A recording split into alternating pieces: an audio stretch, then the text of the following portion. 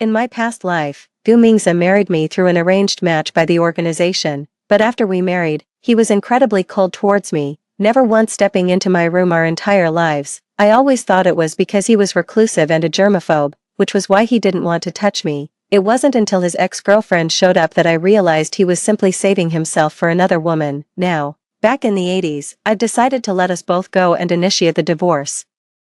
But he panicked. 1985, Beijing Military Region Training Ground, Wanrong, look at your commander Gu, he's so handsome. Jiang Ru, standing beside me, nudged me and teased, pointing at Gu Mingze who was leading troops in training on the field, following the direction of her finger. I saw Gu Mingze from 30 years ago, young and clad in military uniform. He stood out among the fresh recruits, possessing a charm that could instantly make hearts race with envy. I stared at him. A sudden sting in my eyes. I can't believe I'm actually back. I was back in the second year of my marriage to Gu Mingze. Gu Mingze and our union was actually quite unexpected. He was the youngest regimental commander in the Haicheng military region, barely out of his youth, while I was just an utterly ordinary village girl. It was pure luck that I worked in the cultural troupe, and through the organization's matchmaking, we serendipitously ended up together. For Gu Mingze, getting married might have just been a compromise, but I gave him my genuine affection. I truly saw him as my husband. He was all I thought about, all I cared for. Yet, a lifetime of devotion never earned his compassion. He never touched me after we got married. I always thought he was just cold by nature, but it wasn't until that woman showed up that I realized it wasn't a personality issue at all. He simply didn't love me. Wanrong, what are you spacing out for? Training's over. Your Commander Gu is calling for you. I snapped my head up and saw Gu Mingze striding towards me with his long legs. He had a faint smile on his face. Wanrong, thanks for waiting for me. You must be hungry. Let's go grab a bite. I looked into Gu Mingze's dark eyes, a mix of emotions swirling within me. It was always like this in my past life. He was consistently gentle and considerate towards me, as if he truly cared, but I knew it was all a facade, until his dying breath in my past life. He was calling out another woman's name. The thought left a bitter taste in my mouth. I didn't know how I could face him. Just as I was about to refuse, his orderly came running over. Commander Gu, there's a woman named Lin Cece at the gate asking for you. She says it's urgent. Gu Mingze's expression tightened at the mention of that name. All right, I'll be right there. With that, he didn't even glance at me, turning and hurrying towards the camp entrance. Jiang Ru watched Gu Mingze walk away without a backward glance and asked curiously, who is Lin Cece? Why did Commander Gu get so flustered when he heard her name? I lowered my head, suppressing the sting in my eyes. I'm not sure, but seeing how anxious he is, she must be someone very important. Indeed, it's so important that I can't let it go, not even until I die. If that's the case, then why did you marry me in the first place? 2. Suppressing the tightness in my chest, I stopped paying attention to Gu Mingze. I had dinner with Jiang Ru at the cafeteria, then went back to the family compound. Opening the door, the room was pitch black. Gu Mingze, as expected, hadn't returned. By my reckoning, Lin Cece should have just become a widow around this time, and she'd be coming to Gu Mingze for help looking after her and her orphan child. I have to say, Gu Mingze truly had deep feelings for Lin Cece. No matter how busy he was, if Lin Cece called for him, he'd drop everything and be there in an instant. And as for this home, he became an afterthought, someone easily dispensable. In my past life, Gu Mingze's blatant favoritism towards Lin Cece drove me insane with jealousy. I couldn't help but break down and cry in front of him so many times. All I got in return was his cold accusation. Cece is my childhood friend. How can you be so narrow-minded and jealous of her? It's simply unreasonable. Looking back now, I truly feel pathetic. I literally drove myself insane, all for someone who clearly didn't care about me. But it's okay, I'm not going to let myself be this pathetic ever again. I took off the silver ring on my hand and whispered, Gu Mingze, I've decided to let go. For both our sakes, from now on, you and Lin Cece can do whatever you want. 3. Gu Mingze's room was still perfectly tidy when I woke up this morning. He didn't come back last night, but he didn't even send his orderly to let me know. It was always like this in my last life. As long as Lin Cece was around, he'd forget everything else. He forgot he had a home, and he forgot about me. Yet, his absence kept me awake, worrying through the night. I was scared he might have gone off on some dangerous mission. Looking back now, it really wasn't worth it. I clutched the dull ache in my chest, telling myself this was the last time I'd suffer over him. I won't waste any more emotion or time on him ever again. From now on, I'm living for myself, 4. After freshening up, I headed straight to the military region's art troupe. I recall around this time, the cultural troupe was casting for the lead in a new play. If you performed well, you could tour major military regions, and maybe even get recommended to an art university. In my last life, I was so focused on taking care of Gu Mingze, not wanting to be too far from him, that I gave up every chance I had to make something of myself. I spent my whole life as an obscure member of the cultural troupe, completely wasting my talent and all those years of hard work. People would gossip behind my back my whole life, saying a country girl like me had no business being with Gu Mingze. Now that I don't want Gu Mingze anymore, those concerns are obviously gone. I'm going to seize every opportunity to live the brilliant life I deserve. I absolutely cannot waste this chance at a new life. Once I got to the cultural troupe, I found the director and handed in my application. "Director, I'd like to sign up." The director looked up, saw it was me, and clearly froze for a second before beaming. "Xiao Chen, so you finally decided to join us this time. You're such a talented comrade. Why are you so attached to home? All those years of hard training, wasted." "Alright, I've got your application. Go back and prepare well. This is a rare opportunity, so make sure you seize it." I clenched my fists. "Understood, Commander, I won't let the organization down. Yes, I won't fail again." 5. For the next 10 plus days, Gu Mingze didn't come home, and I didn't have the time to care what he was doing. I practically lived in the practice room, day and night, completely obsessed with dance. Jiangru tried to get me to relax, to take a break, but I just shook my head at her kind suggestion. I had this burning drive inside me. I needed this opportunity too much. It would not only allow me to prove myself, but also help me escape this place and my loveless marriage to Gu Mingze. The audition for the lead role arrived as scheduled. I gave it my all during the audition. My rendition of Farewell to the Red Army was grand and moving, like a song and a lament. When I finished, I saw the director's approving look and knew I had nailed it. When the results were posted, I was indeed in first place. The next day, I excitedly rushed to the cultural troupe, eager to rehearse the new play, only to find the rehearsal room completely empty. Everyone was also looking at me strangely. Jiangru hurried over and said, "Wanrong, this is bad. They're saying the lead role in the new play is being recast, and you've been replaced." A sudden chill ran through my veins. A dense, throbbing pain welled up in my heart. "Who replaced me?"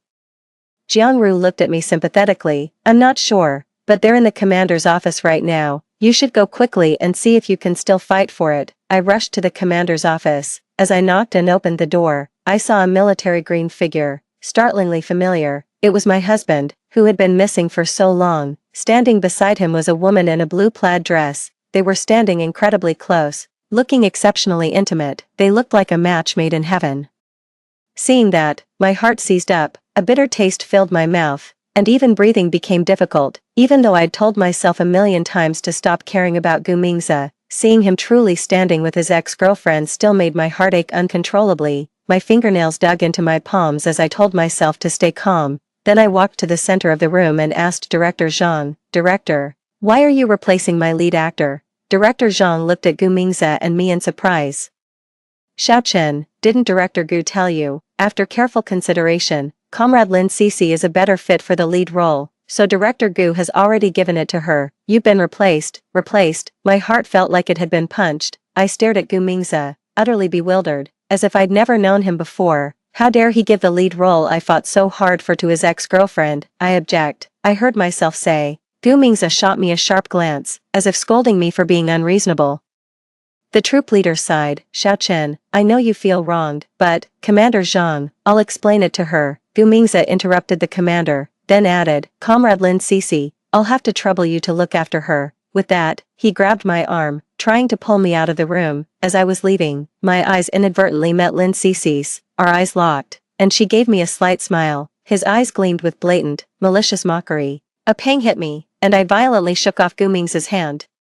"Let go. Why are you dragging me away? Can't we talk here?" Gu Mingze looked at me coldly. "Can you stop making a scene here? I'm not saying anything more here to save you some face." I stared at Gu Mingze, bewildered. "Give me face? What face do I need you to give me? I earned this role through my own abilities. But how capable are you, really? Don't you know, you're from a village, a middle school dropout who never even attended a proper school. How can you compare to Lin Cece, who graduated from an arts academy? This lead role was always meant for her, whether you admit it or not. She's simply a better fit than you. Chen Wanru, you are simply not worthy of this lead role." My chest felt like it had a gaping hole, with a constant draft of cold air blowing through it. All these years in the cultural troupe, I've certainly attracted my share of envy and dirty looks. Everyone said I was just a country girl with only a middle school education.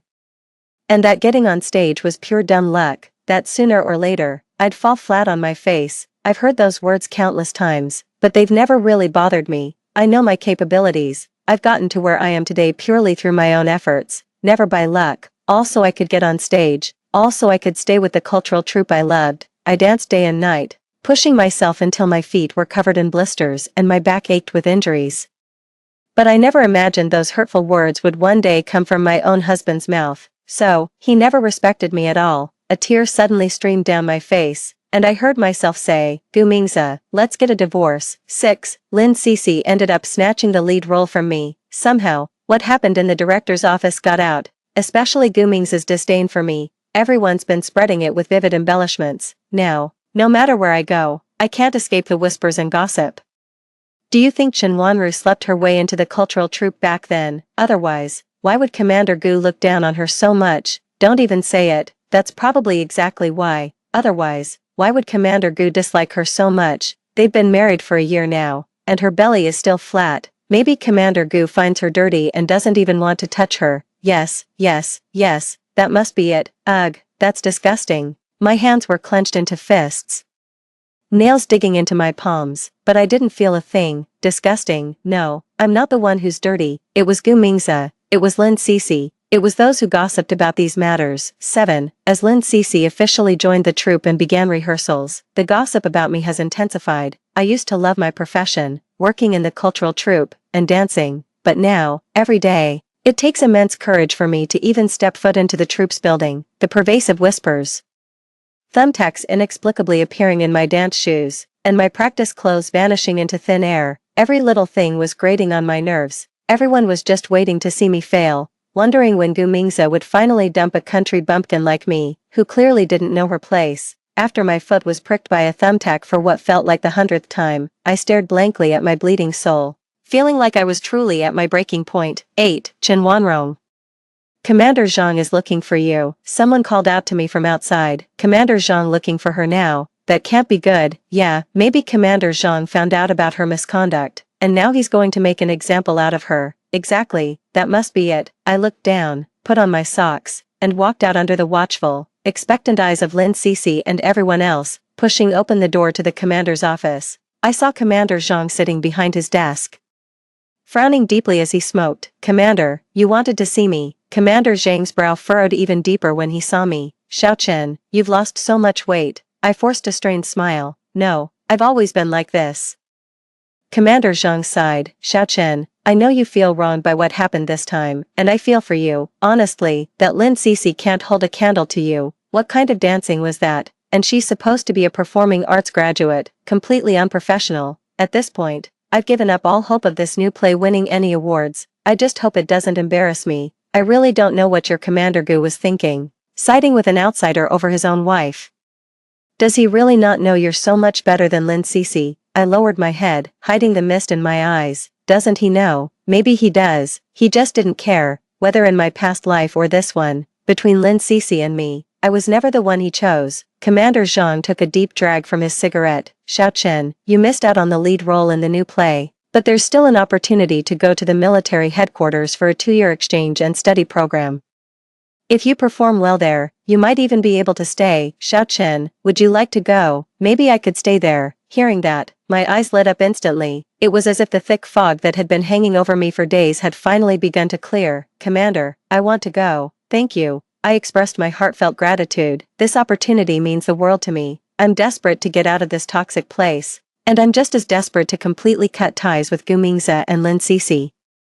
The squad leader said there's only one chance for this exchange and learning opportunity, and told me to keep it under wraps until the official document is released, but the announcement should be coming out in the next few days. With that hope in sight, the following days didn't feel as unbearable, even though the gossip and bullying from everyone continued. I guess I can live with it for now, but Gu Mingzi still hadn't shown up. It wasn't until Tuesday, after work, that I went to the market to buy some groceries. On my way back, I saw a military jeep parked in front of the hospital. It looked familiar, so I couldn't help but take a second look. Then, I saw Gu Mingze, whom I hadn't seen in days, walking out of the hospital with Lin Cece, holding a little girl in his arms. The little girl said something, and both Lin Cece and Gu Mingze burst into laughter. They looked incredibly harmonious, just like a real family.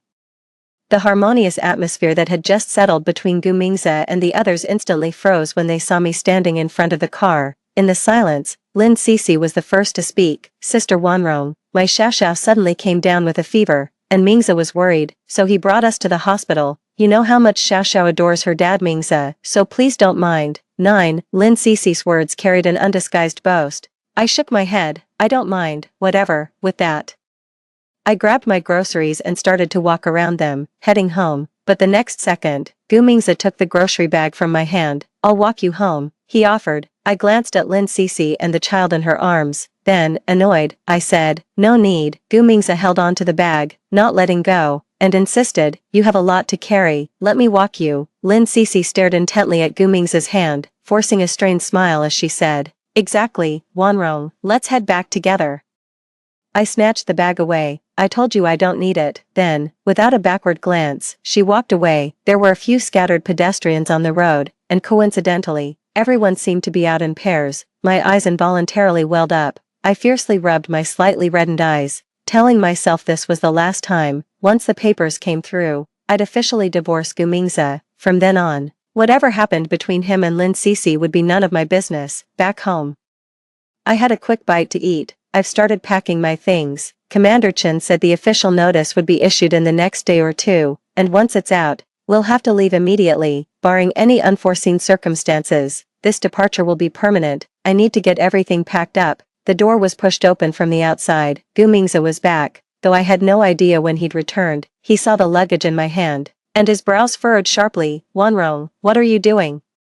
Cece and I are really just friends. Can you please stop being so unreasonably jealous? I said calmly. You don't need to tell me about the two of you. I don't care. Gu Mingze's brows relaxed at my words. Wanrong, it's good that you see it that way. Cece just lost her husband and has a child. She needs our help the most right now. We really should look out for her more. I nodded. You're right. She does need more care. Hearing me say that, Gu Mingze visibly relaxed, a faint smile gracing his stern face. But before his smile could fully reach his eyes, he heard me say, so, to help you take better care of her, I've decided to divorce you. Gu Mingze, let's get a divorce, then you can openly take care of them, mother and child. Gu Mingze's face completely darkened. Chen Wanrong, you're being utterly unreasonable. How many times do I have to tell you that Cece and I are just friends, nothing more? Don't ever bring up divorce again, I won't agree to it.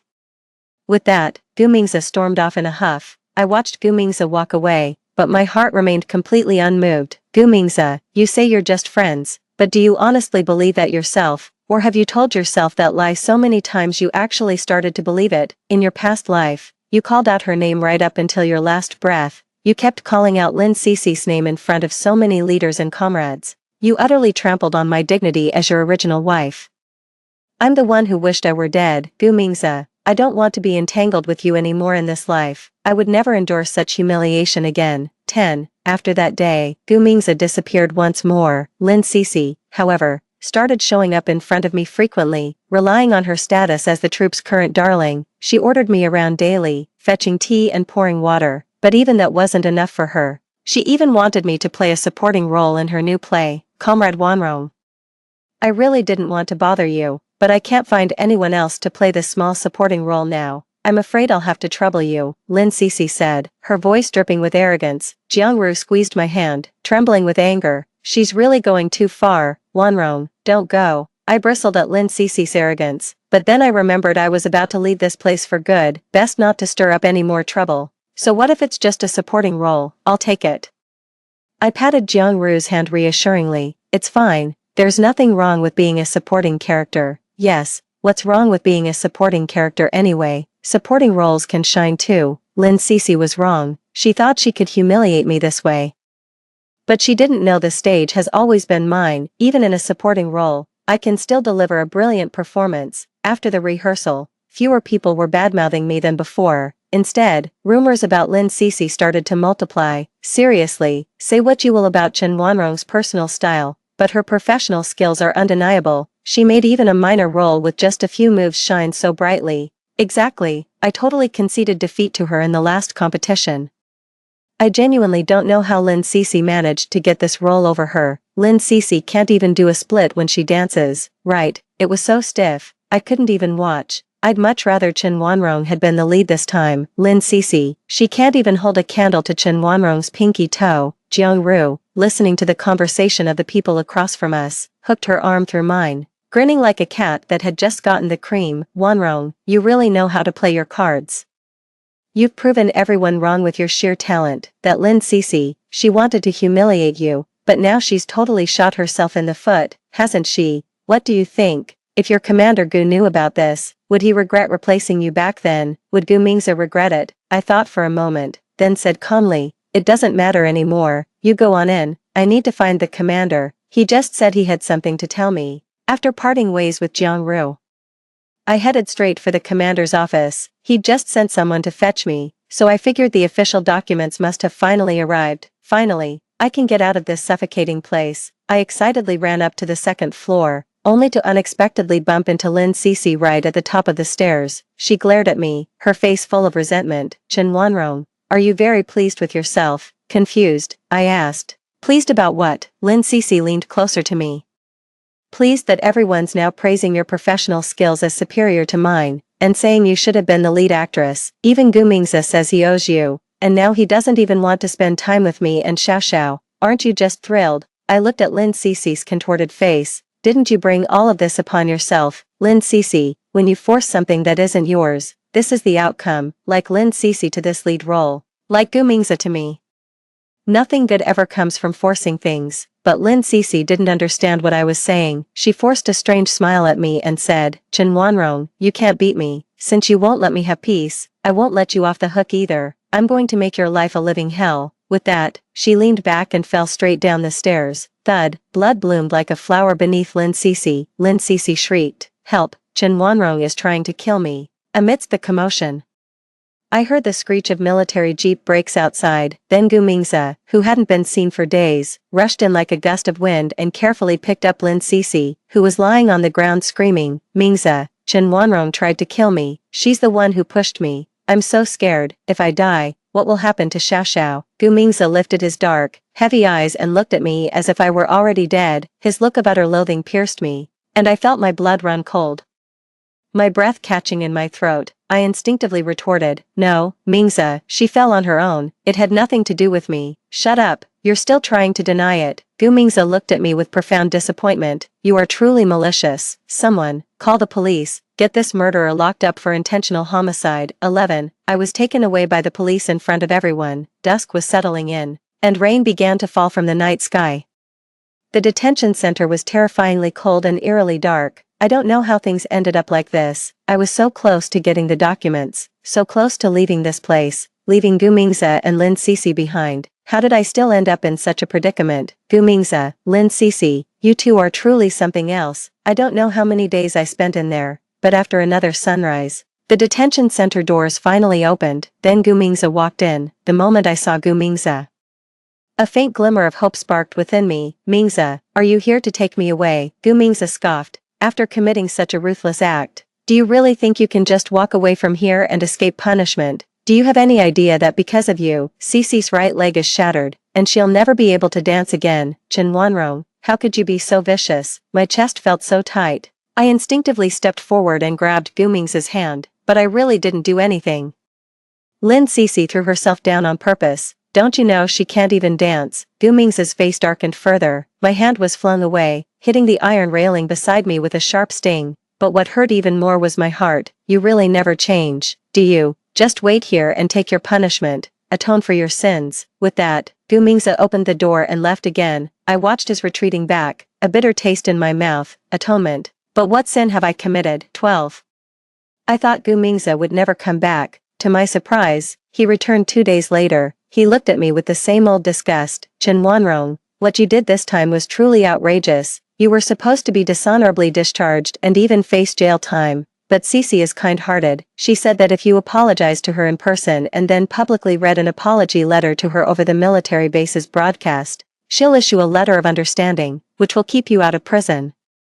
But from now on, you'll have to take off this uniform. She doesn't want to see you in the cultural troupe anymore. I clenched my fists tightly. Lynn Cece, how truly kind-hearted she is. I lowered my head and gave a weak smile. Well, then I really must thank her for her generosity. 13. After half a month, I finally saw the sunlight again. As soon as we got into the Jeep, Gu Mingze wanted to drag me straight to the hospital to apologize to Lin Cece. I pleaded, can we please go home first?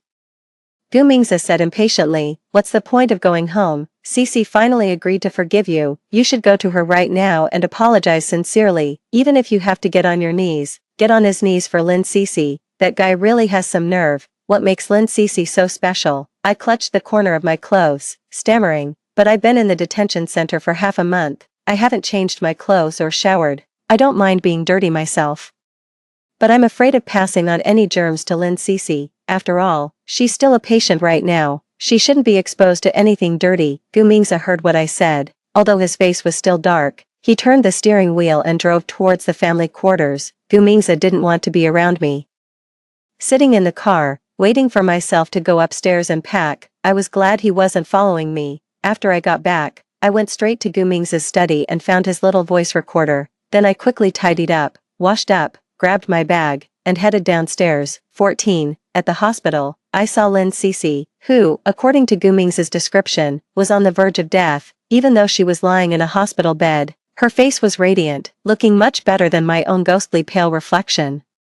In front of Gu Mingze, I bowed deeply to Lin Cece. Comrade Lin Cece, I'm so sorry. I was completely out of my mind and did something terrible. Please, in your great generosity, forgive me. Lin Cece stared at me, silent for a long time. Just let me stay like this, head bowed, perpetually bowing. Gu Mingze didn't say a word either, as if he thought I deserved all this suffering. After an indeterminate amount of time, Lin Cece finally spoke, her voice soft and distant. Sister Wanrong, I don't really blame you. I know you misunderstood the relationship between Mingze and me, and that's why you did something so irrational. She turned her head to Gu Mingze and said, Mingze, could you please step out for a moment? There are some things I'd like to discuss privately with Wanrong. Gu Mingze shot me a warning glance, then nodded and left. The moment Gu Mingze was gone, I straightened up, seeing the humiliated look on my face. Lin Cece smirked triumphantly. Chen Wanrong, you must be seething, aren't you? You did nothing wrong, yet here you are, humbling yourself and apologizing to me. Who would have thought I was the one who actually fell? Ultimately, it just goes to show you're a failure as a person. Even your own husband, Gu Mingze,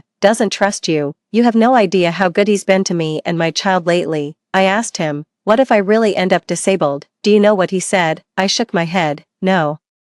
He said he'd take care of me for the rest of his life. Chen Wanrong, your husband's heart is with me now. Ha ha ha. In that case, congratulations, I said coldly. At least your leg didn't break for nothing. Lin Cece's face was twisted in a manic grin. So what if it's broken? I'm terrible at dancing anyway. I would have embarrassed myself at the official performance. Now that my leg's broken, it's perfect. It saves Mingze from finding out I lied to him and blaming me. But Chen Wanrong, there's still one more thing you need to do. I looked at Lin Cece, puzzled. Lin Cece said, I want you to divorce Gu Mingze. He's too responsible. Even with your current notorious reputation, he's still unwilling to initiate a divorce, so I'll help him out. As long as you divorce him, I'll immediately issue a letter of understanding. I hesitated. I can get a divorce, but can you please let me stay in the military? Don't let Gu Mingze discharge me. No, Lin Cece said coldly.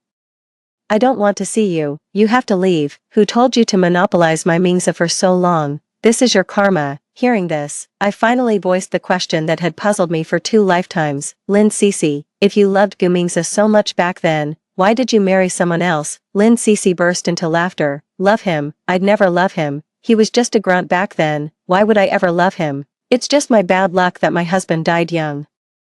And he got lucky and became a regimental commander. I couldn't care less about him. Chen Wanrong, you can only blame your bad luck for getting in my way. Don't blame me for what I'm about to do. Framing you is just my first step. If you don't cooperate, I have plenty of ways to deal with you. So that's how it is. Gu Mingze, so your moonlight isn't all that special after all. I touched the radio in my bag and nodded. I agreed to all of Chen Wanrong's demands. As I was leaving, I stood by the door waiting for Gu Mingze, and overheard Lin Cece pulling him aside, saying, Mingze, do you remember, you used to say you'd marry me when we grew up, but now I'm a widow, and you're married. Fate truly plays cruel tricks, doesn't it? If we were both single right now, Would what you said back then still count? I couldn't help but turn my head, only to see Gu Mingze patiently and gently say, yes, I would. I curved my lips into a smile. And that faint trace of resentment in my heart vanished. Gu Mingze, I hope you can still say these words tomorrow. 15. On the way back, I told Gu Mingze I wanted a divorce. Gu Mingze didn't say anything, just sighed. After a long silence, he finally said, Chen Wanrong, I hope you'll choose the right path from now on. We've reached this point entirely because of your own doing. I didn't reply, just offered a faint, mocking smile. Early the next morning, we went together to submit our divorce papers. Then, under the regretful gaze of our regimental commander, I took my military discharge papers and apology letter and went to the broadcasting station alone. Once at the broadcasting station, after figuring out how to use the equipment, I found an excuse to send the staff out. Then I locked the door to the broadcast room from the inside. Next, I dragged a heavy cabinet and table over to barricade the door. Once that was done, I switched on the broadcast and began reading my apology. Hello everyone, I am Chen Wanrong, former wife of Commander Gu Mingze. I'm here today because there's something I need to say. I'm sure you're all aware of what happened to me recently.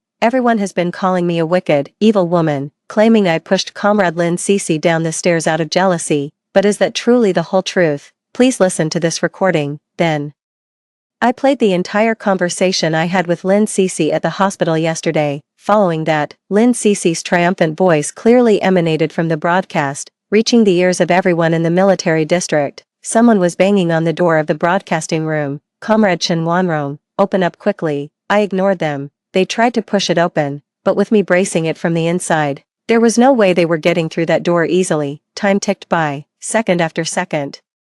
And the truth of the matter became known to everyone, as did the secret affair between Lin Cece and Gu Mingze. And of course, I also realized how foolish Gu Mingze was. The recording finished playing, and the door finally opened, but instead of accusations, I was met with Jiang Ru's embrace as she rushed towards me, and the sympathetic gaze of our leader. Chen, you've been wronged, and we'll make sure justice is served. Yes, we'll go petition together with you.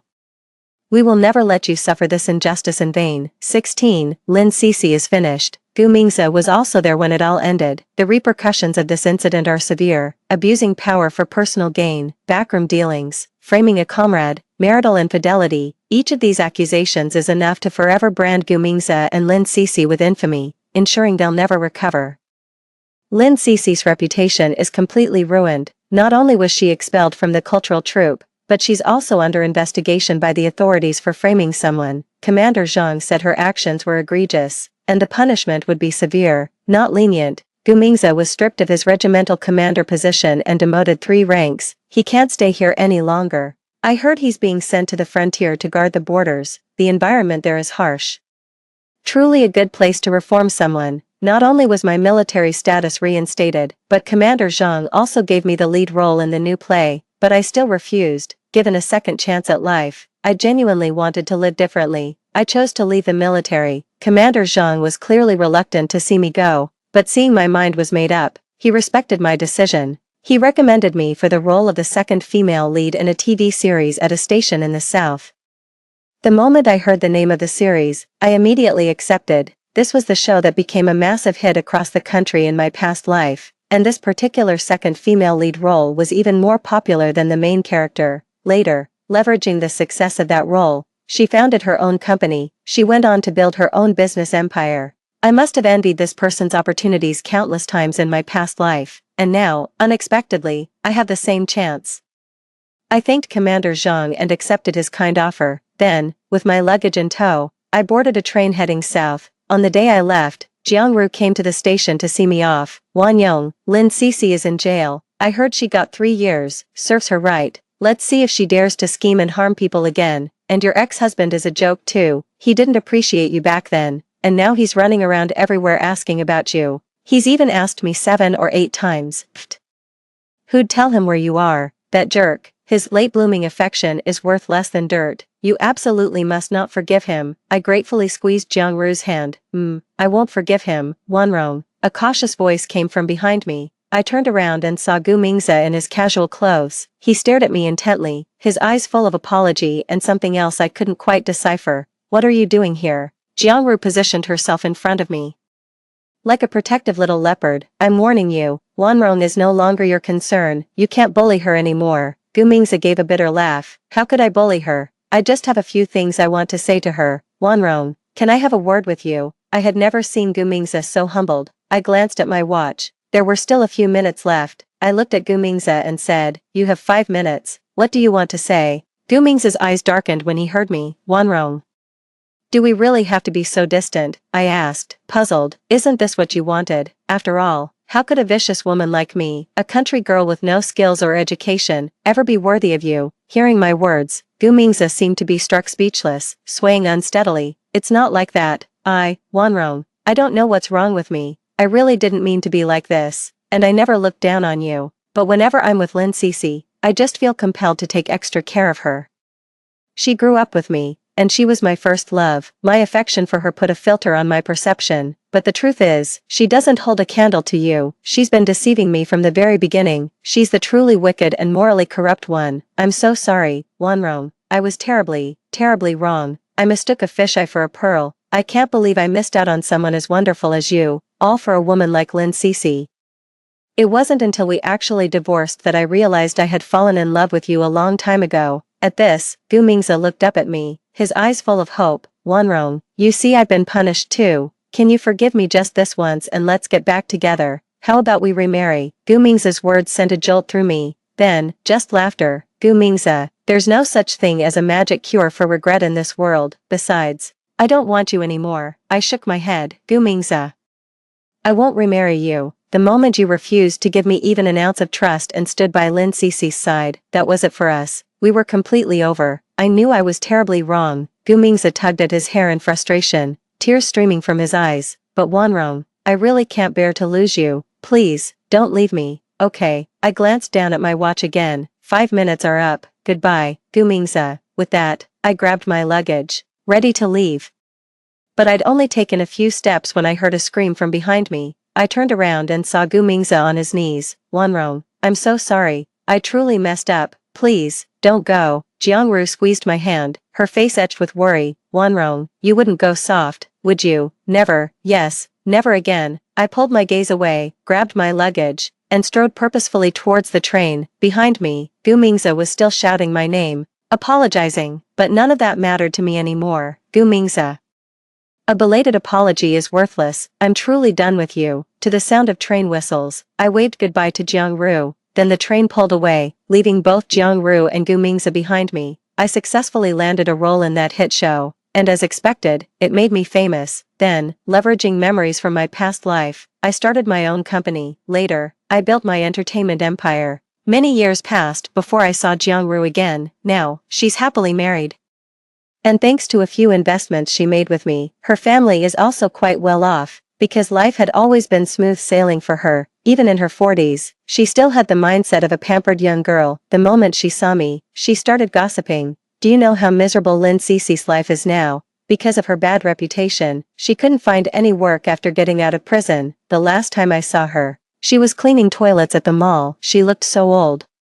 I almost didn't recognize her. And Gu Mingzi isn't doing well either. He has a major black mark on his record, so he can forget about ever advancing in his career. I heard he never remarried, just lives alone, a perpetual bachelor, and apparently, his lungs aren't doing so great now. He's constantly on medication. Last time I saw him, he was in his 40s but looked like an old man. What do you think he was after back then? I shook my head. Maybe he just wanted something new. Typical man. I guess, I agree. Jiangru sighed. He chased that newness so hard, and now look at the mess he's in. Do you think he regrets it? I just smiled faintly, non-committal. I don't know if he regrets it or not. In any case, I have no regrets. After the divorce, my life has been incredibly fulfilling, and it will continue to be so. Ditch the boring romance, and every day will be incredibly comfortable. Story 2. After rebirth, I resolved to fake my death before Guqing could stage his. In our past life, Guqing died on the eve of our wedding. Believing I'd brought him misfortune, I spent decades in widowhood repaying his debts, and raised his younger siblings through hardship. When I was old and gravely ill, Guqing suddenly appeared with his wife and children. He said, "You held the title of my wife, but raised my siblings. Now we're even." Only then did I realize he'd faked his death years ago to elope with a classmate. The revelation made me cough up blood and rage and die. When I opened my eyes again, I resolved to fake my death first. 1. I was reborn 2 days before my wedding to Guqing. I rushed to town and bought a southbound train ticket for tomorrow morning. In my past life, it was Guqing who faked his death before the wedding. He'd secretly run off to the south with his classmate, living it up.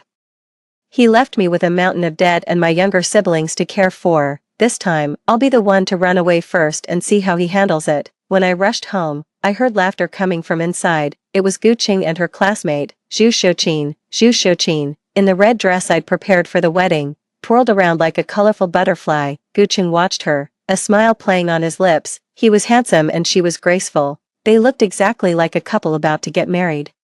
My entrance into the room broke the tender moment. Zhu Xiuqin flinched. I just wanted to try on a wedding dress. I never got to wear one when I got married. You know how my in-laws are. She covered her face with her hands and sobbed. Years ago, Zhu Xiuqin was forced by her parents to marry a good-for-nothing. Enduring endless hardship, she had just divorced him and returned to the village 6 months ago. But her parents and siblings treated her terribly, often denying her food. Guqing, citing their past as classmates, said she was in a pitiful state and he wanted to help her, so he often brought her home for meals, and the two were always seen together. Even though I was unhappy, my fondness for Guqing forced me to swallow my resentment and bitterness. Gradually, she became completely comfortable wearing my clothes and rummaging through my belongings in my own home. Now, I don't have to put up with it anymore. I walked up to her and said coldly, "Take off the clothes." Guqing frowned, blocking her way. "Xiaoya, let Xiuqin borrow it for a couple of days. You won't be wearing it until the day after tomorrow anyway." Guqing had already planned his pre-wedding fake death. He knew the marriage wouldn't happen, which was why he spoke with little conviction. I chuckled self-deprecatingly and reached to tear off Zhu Xiuqin's clothes. She shrieked sharply and ducked behind Guqing. Guqing instinctively shoved me, sending my body crashing into the table and toppling the tea set and dishes I'd bought for our wedding. They shattered instantly into pieces. Just like the marriage I'd envisioned, it turned out to be a scam all along. Guqing's face fell, and he moved to help me up, but the neighbors were even quicker to rush over and gawk. In the countryside, doors are usually left open during the day. I held the scissors to my neck, my face a picture of misery. "Guqing, you brought another woman to my home. And she's wearing my wedding dress. How can I possibly go on living after you've trampled all over me like this? I don't genuinely want to harm myself. This is just a setup for my feigned death tomorrow. Once I'm dead, I hope Guqing can bear the village's scorn and condemnation. In my previous life, Guqing only pretended to drown. He died the day before our wedding. Everyone in the village whispered behind my back, calling me a husband killer and a jinx.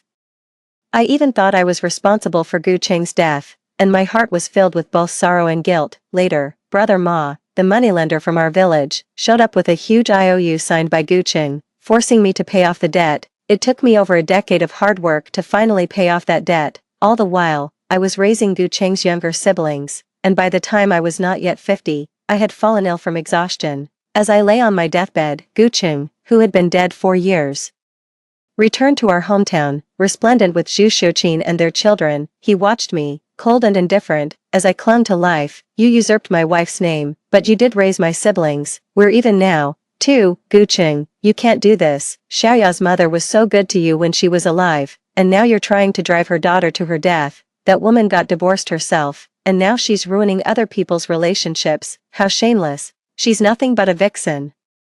The neighbor's whispers snapped me back from my past life memories. Zhu Xiuqin frantically stripped me of my clothes, then covered her face and ran out. Once the neighbors had left, Guqing glared at me, seething with anger. "Song Xiaoya, stop being so dramatic. It's just a piece of clothing, such a trivial matter. Why are you making such a big deal out of it?" I looked at him calmly. "Are you really going to marry me? I thought you liked Zhu Xiuqin." His eyes flickered for a moment, and he deliberately softened his tone. "Xiaoya, I promised your mom I'd look after you. Can we please stop this?" When Guqing was a teenager, his parents passed away one after another. His relatives, deeming him unlucky, kicked him and his young siblings out of their home. The scrawny boy knelt at our doorstep, begging for food. Seeing how pitiful the 3 siblings were, my mother took them in. Life in the countryside was tough. To ensure the 3 siblings wouldn't go hungry, my family stretched our 2-person food ration to feed 5. Even on her deathbed, my mother didn't push Guqing to marry me. She just hoped someone would be there to help me if I ever fell on hard times. Guqing was the one who proposed to me, and I had feelings for him too, so I didn't object. He kept saying he wanted to repay my family, but instead, he bit the hand that fed him. Seeing my silence,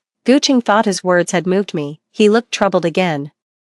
You really embarrassed Xiuqing today. Later, please invite her over for dinner and apologize. I didn't respond and went to see the village chief. The village chief had mentioned to me that our house and the surrounding land were slated to be converted into a school. In my previous life, I refused the requisition and missed out on a substantial subsidy. The paperwork was processed quickly. The village chief said he'd come to my house in a week to take possession of it. The village chief kindly asked me, with no house, where will all of you live? My expression remained unchanged as I replied, we'll find somewhere. Guqing and his siblings have been staying at my place for so long, they've probably forgotten who the real owner is. When I got home, Zhu Xiuqing was sitting with Gu Feng and Gu Yuan, who had just returned from school, all three of them chatting and laughing. The two children saw me and immediately glared. Don't you dare bully Sister Xiuqing. Zhu Xiuqing pretended to scold them, but her eyes held a mix of mockery and pity for me. She was mocking me for having taken care of these children for so long, only for them to still side with her, an outsider. In my past life, that brother-sister pair would constantly wail and curse me for bringing death upon their elder brother. Consumed by guilt, I could only compensate by treating them twice as kindly to ease my conscience. They knew full well Guqing's death was staged, yet they leeched off me without a shred of remorse. Looking back now, every pitiable soul has their own despicable side. Their relatives had good reason to drive those three siblings away back then. My face darkened as I snapped at the kids. This is my house, get out if you don't like it here. All these years I'd treated them like my own siblings. This was the first time I'd ever spoken so harshly. Guqing's face froze instantly. Little Gu Yuan pouted, her face full of defiance. It's your own fault for being stingy. Sister Xiuqing made me malted milk and gave us candy, but you had to hide everything away. Enough. Guqing shot me a glance before scolding Gu Yuan. When I opened the cabinet, I found the wedding sweets and malted milk I'd bought were nearly all gone. Guqing looked a bit uneasy. I'll go to town tomorrow to get some more. It won't delay our wedding. Annoyed, I raised my hand and slapped Zhu Xiuqing twice. You stole from my home to curry favor. Zhu Xiuqing covered her face and stammered out an explanation. It's all just a misunderstanding. She always played the fragile damsel around Guqing, so she didn't dare fight back. Consider this the interest I'm collecting in advance for the suffering from my past life. A flash of ferocity crossed Guqing's eyes before he forcibly suppressed it. After all, he was counting on me to treat his younger siblings well once he was gone, so he wouldn't dare offend me. He spoke with some difficulty. I allowed this. Don't blame Xiuqing. She just felt sorry for the children. When my mother was alive, she treated Gu Yuan and Gu Feng, who were younger, even better than she treated me. After she passed away, I never treated them poorly either. While other kids their age were out herding cattle and foraging, I gritted my teeth and sent them to school to learn to read and write. Yet, Guqing called them pathetic. Some people are just born cold-hearted. You can't warm them up. It was only after Guqing gave them a look that Gu Yuan and Gu Feng reluctantly apologized to me. Sister Xiaoya, we shouldn't have said those things about you. We're sorry. I kept a straight face. You're living under someone else's roof. You should act like it. Guqing shot to his feet, his eyes fixed on me. San Xiaoya, we've lived together for so many years. Doesn't that count for anything? So he does know we used to have a connection. Zhu Xiuqing kept signaling Guqing with her eyes, and only then did the chill in his gaze slowly recede. He gave me a helpless smile. Xiaoya, they're still young. They'll definitely change later. I'm leaving anyway. So whether they change or not, it won't concern me anymore. Just then, someone outside the door called Guqing's name. The moment I heard the voice, I knew it was Brother Ma, the moneylender from our village. After all, in my previous life, he had come to our door many times, armed with huge IOUs signed by Guqing, and threatened me with harsh words. The moment I heard his voice, my heart would instinctively race, while I was losing sleep over the debts. Guqing was living it up with Zhu Xiuqing down south. Guqing shot me a nervous glance and hurried out. It might be someone from the factory. I'll go check. Through the window, I saw Guqing making a gesture to Brother Ma. He'd borrowed more money than in his previous life. Maybe I haven't been as submissive lately as I was in my past life. He held a grudge and deliberately sought to punish me. In an era when the average annual income was 200 yuan, he borrowed 10,000 yuan with exorbitant interest. Even living frugally, an ordinary person would need decades to repay such debt. In my past life, I worked 3 jobs and sold my family home, yet it still took years to clear the debts he owed. Without me playing the fool this time, I wonder how Guqing will handle the ruthless Brother Ma after borrowing money. 4. Zhu Xiuqing clearly understood what Guqing was up to. She shot me a smug glance and remarked casually.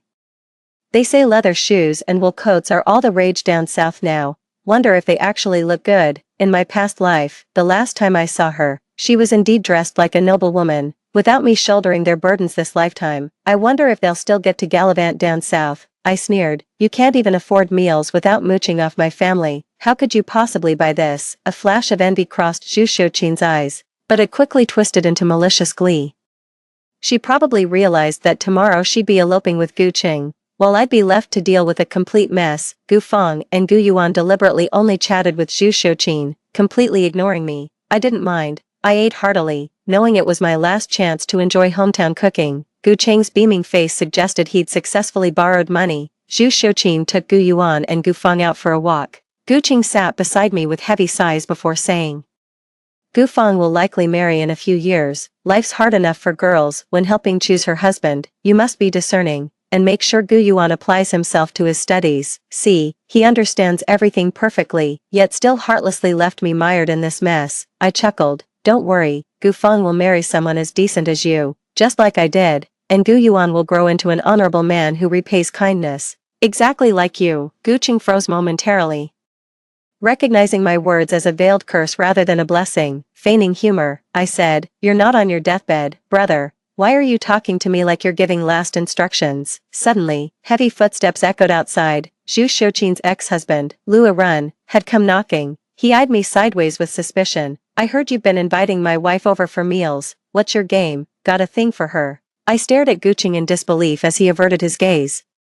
Turned out he'd been bringing Zhu Shouqin home repeatedly, using my name as an excuse. No wonder Zhu Shouqin's ex-husband in my past life suspected Gu Qing after her disappearance. But since Gu Qing was already dead by then, he directed all his rage at me instead. He vented his anger by breaking my leg with a stick. I limped for the rest of my life, swallowing my hatred. I pretended not to understand. Oh, I don't really know her, I said, turning back to Gu Qing. Didn't you say you invited her over out of goodwill for a classmate? You've been coming home so late these past few nights. Were you with Zhu Shouqin? Lua Run was a big, burly man, and even more of a simpleton. Hearing my words, his face instantly contorted with rage, and he slapped Gu Qing hard across the face. Anyone who lays a hand on my wife, I'll kill them. Got it? Only after Lua Run stumbled away, completely drunk. Did I emerge from the corner? Gu Qing looked at me with a hint of reproach. You shouldn't have said that just now. You know perfectly well what a reckless character Lua Run is. See, he knew exactly what kind of person Lua Run was, yet he still eloped with Zhu Shouqin, completely disregarding my fate. Good, in this lifetime, no one's shielding him from Lua Run's wrath. When Zhu Shouqin, Gu Yuan, and Gu Feng returned, they found Gu Qing's swollen face. 5, I explained flatly. Lua Run did this. Gu Feng snapped at me indignantly. Xiaoya, why didn't you protect my brother? I watched Zhu Shouqin applying medicine to Gu Qing with intimate gestures. Why aren't you blaming the troublemaker? Zhu Shouqin's eyes instantly reddened. I had to admit, she was strikingly beautiful. Her natural delicacy evoked an instinctive urge to protect her. I'm sorry, I had no choice but to hide from him. I'll leave now. Gu Feng and Gu Yuan immediately grabbed her, then turned to glare at me with resentment. Gu Qing also looked utterly disapproving. Xiaoya, you've changed. I thought you were as kind as your mother. Shouqin is already so pitiful. We should help her. I scoffed. Oh, you're so kind. Then why don't you take a few more beatings from Lua Run yourself? Let's see how kind-hearted he remains when Lua Run breaks his legs someday. The room fell silent instantly, the group guiltily lowering their heads. They knew damn well that after Gu Cheng's fake death, I'd be the one bearing Lua Run's wrath. I returned to my room, packed a small bundle, and prepared to leave at dawn. Why didn't I just call off the engagement and kick Gu Qing and his siblings out? Because faking my death seemed like the better option. Gu Qing had lived with my family for years. The whole village saw us as one household. With thugs like Brother Ma around, Gu Qing's debts would have landed on me anyway, a girl with no family. Faking death was my only way out, more than anything. I wanted Gu Qing to taste his own medicine, that feeling when your meticulous plans fall apart in an instant. Perhaps something was on my mind. As I didn't sleep very soundly, I remembered asking Gu Qing, with a sense of injustice, why he had schemed against me so. Just before I died in my previous life, he replied with a cold expression, "It's true I deceived you, but if I hadn't been repaying your family's kindness back then, I would have married Shouqin. And she wouldn't have ended up with that scoundrel. Now she's enjoying the good life in your place, and you paid back what you owed her. I was so angry I felt like I was going to spit blood right then and there. If I had known he had someone else in his heart, I would never have agreed to marry him. He clearly enjoyed the care I gave to all three of his siblings, yet he still longed for Zhu Xiuqin. In the morning, Gu Qing, with dark circles under his eyes, saw me come out of my room and quickly came over to greet me. I knew this afternoon was when he'd fake his death and disappear. He was worried about his younger siblings and wanted to give me a few more instructions. I didn't give him the chance, because a group of people showed up at my house to move furniture. I'm leaving, and they won't get a single thing from me for cheap. I sold the wardrobe Gu Feng loved and the desk Gu Yuan used. These were all bought by my late mother. The two children glared at me with hatred, while Gu Qing hesitated, trying to figure out my intentions before cautiously asking. I quickly explained, since we're getting married soon, we should replace the furniture. Gu Feng's outgrowing her wardrobe, and Gu Yuan needs a taller desk for studying, Gu Feng demanded. I want a dressing table and a king-size bed too. Not to be outdone, Gu Yuan chimed in, me too. I waved my hand grandly. You'll get all these things. Just don't expect me to foot the bill. Gu Qing looked at me with gratitude, even moving to hug me. Xiaoya, you're so kind. With you here, I feel completely at ease. I nearly gagged in disgust and quickly excused myself, saying it was getting late and I needed to check out new furniture in town. Xiaoya, we'll be family from now on. Swear in your mother's name that you'll always treat my siblings well, no matter what happens, or your mother will never rest in peace. 6. Gu Qing stopped me, waiting for my nod of agreement. In our past life, he forced me to make the same vow before faking his death, thinking he feared I'd mistreat his siblings after marriage. I complied. That single vow ended up consuming the better part of my life. Gu Qing saw my silence, and a flicker of hurt crossed his face. Never mind, he said, they're dead weight. It's understandable you don't want them, I said. Swear to me first. If you ever treat me badly, your parents won't rest in peace.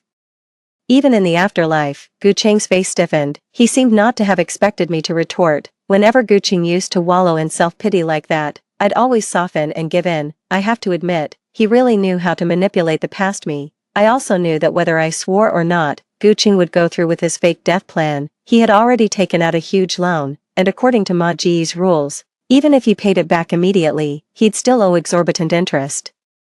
Gu Qing's factory wages were nowhere near enough to pay it off. He's already been targeted by Zhu Xiuqin's ex-husband. The die is cast. While Gu Qing stood frozen in shock, I walked out the gate. I ran into some villagers on the road. Everyone I ran into asked me where I was off to. Now that I was getting married, I rubbed my eyes, a look of sorrow on my face. I just want to get away for a bit, by myself. Is it because of Zhu Xiuqin? Oh, Gu Qing really doesn't know what he's doing.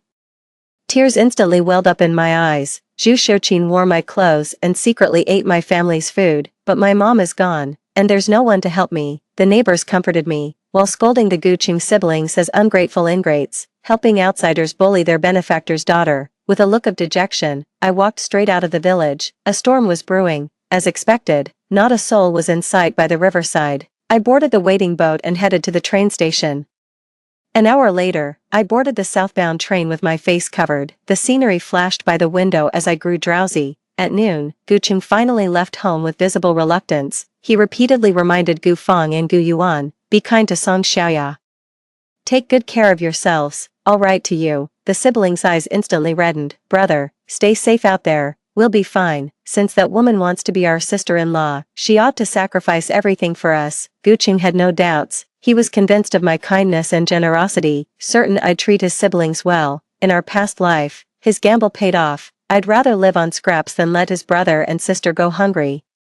Gu Qing borrowed a small boat and rowed towards the big river. What surprised him was that there should have been no one by the river on such a stormy day, yet it was now swarming with villagers. With so many people watching, how was he supposed to carry out his fake death plan? Should he postpone the plan? But Zhu Xiuqin had already bought her train ticket and was waiting for him in town. Someone recognized him and urgently called out, "Your fiancé must have fallen into the river.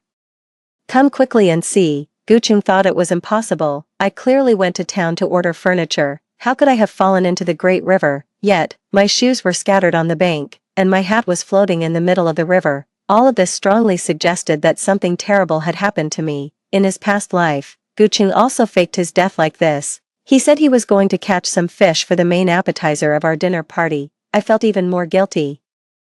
Thinking he sacrificed his life for our wedding. This large river flows into the Yangtze. and its currents are swift. Even if someone drowns, it's incredibly difficult to find the body without advanced equipment. In my past life, I never suspected Sanqing would fake his death. With his younger siblings still here, he'd surely return if alive. 7. I sought refuge with my cousin, who'd made her fortune in Guangzhou's garment trade before becoming our village's first 10,000 yuan household.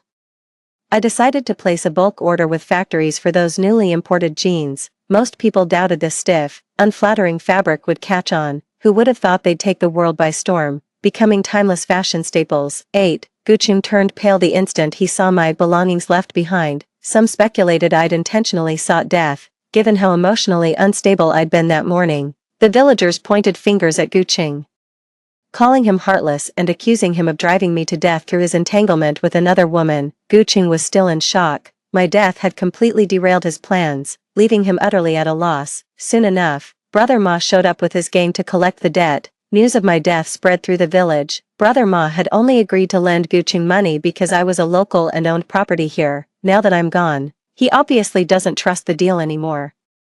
With professional instinct, he snatched Guqing's bag, packed with clothes and expensive watches, clearly indicating plans for a long journey. He immediately demanded Guqing repay the debt, threatening to break his legs otherwise. I learned all this from a letter written by my cousin in the same village. Of course, I only told her I fled heartbroken after Guqing's affair with Zhu Xiuqin. She knew nothing of our past grudges. Brother Ma sensed Guqing might try to flee, so he escorted him home and started hurling abuse while demanding repayment. Guqing had never faced such aggression before and was paralyzed with fear. In my past life, I endured similar situations for over a decade while protecting the terrified Gufang siblings. Guqing hoped there might still be money in my room, but I'd sold off all the furniture. The place was completely bare. Gufang and Guyuan clung to each other, trembling like leaves in the wind. Guqing had a sudden thought.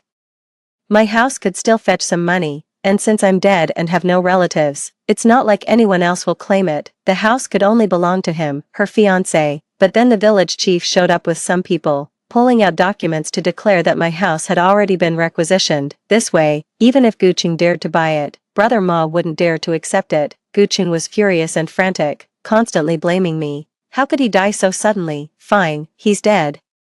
But where on earth did he hide the money? Brother Ma was growing impatient. You just borrowed the money yesterday, surely you haven't spent it all already. A bitter taste rose in Guqing's heart. The moment he got the money, he wired it to Zhu Xiuqin's cousin who ran a business down south. That guy guaranteed this deal would multiply our money several times over. Once he and Zhu Xiuqin got there, they'd be living large as top bosses. That's exactly how it played out in the past life. But now Guqing had missed today's train to Guangzhou, and with Brother Ma breathing down his neck, leaving town again was out of the question. Guqing pinned his hopes on Zhu Xiuqin. Maybe she'd go ahead to Guangzhou without him, get the money, and bail him out of Brother Ma's clutches. Unfortunately, his hopes were dashed once again. Zhu Xiuqin was forcibly brought back to the village by her ex-husband. It turned out Zhu Xiuqin and Lu Run had never legally divorced, and her family still held on to the hefty bride price from Lu without returning it, which explained his constant harassment. Chaos reigned in Guqing like a boiling pot. While the money wired to Zhu's cousin vanished without a trace, my business really started to take off. 9. I incorporated future fashion trends into my designs, creating bell-bottoms and high-waisted jeans. I had them mass-produced in factories, and my cousin even joined me as a partner. She specialized in sales, while I handled sourcing manufacturers. As soon as the first batch was ready, we gave them away for free to young girls on the street. It quickly became a new fashion trend, and our customer base grew steadily. 5 days after I left the village, my aunt told everyone that I hadn't drowned in the river but had gone to work elsewhere. It was all just a misunderstanding. Faking death would get my ID revoked, making life outside difficult. Besides, I'm a law-abiding citizen, anyway.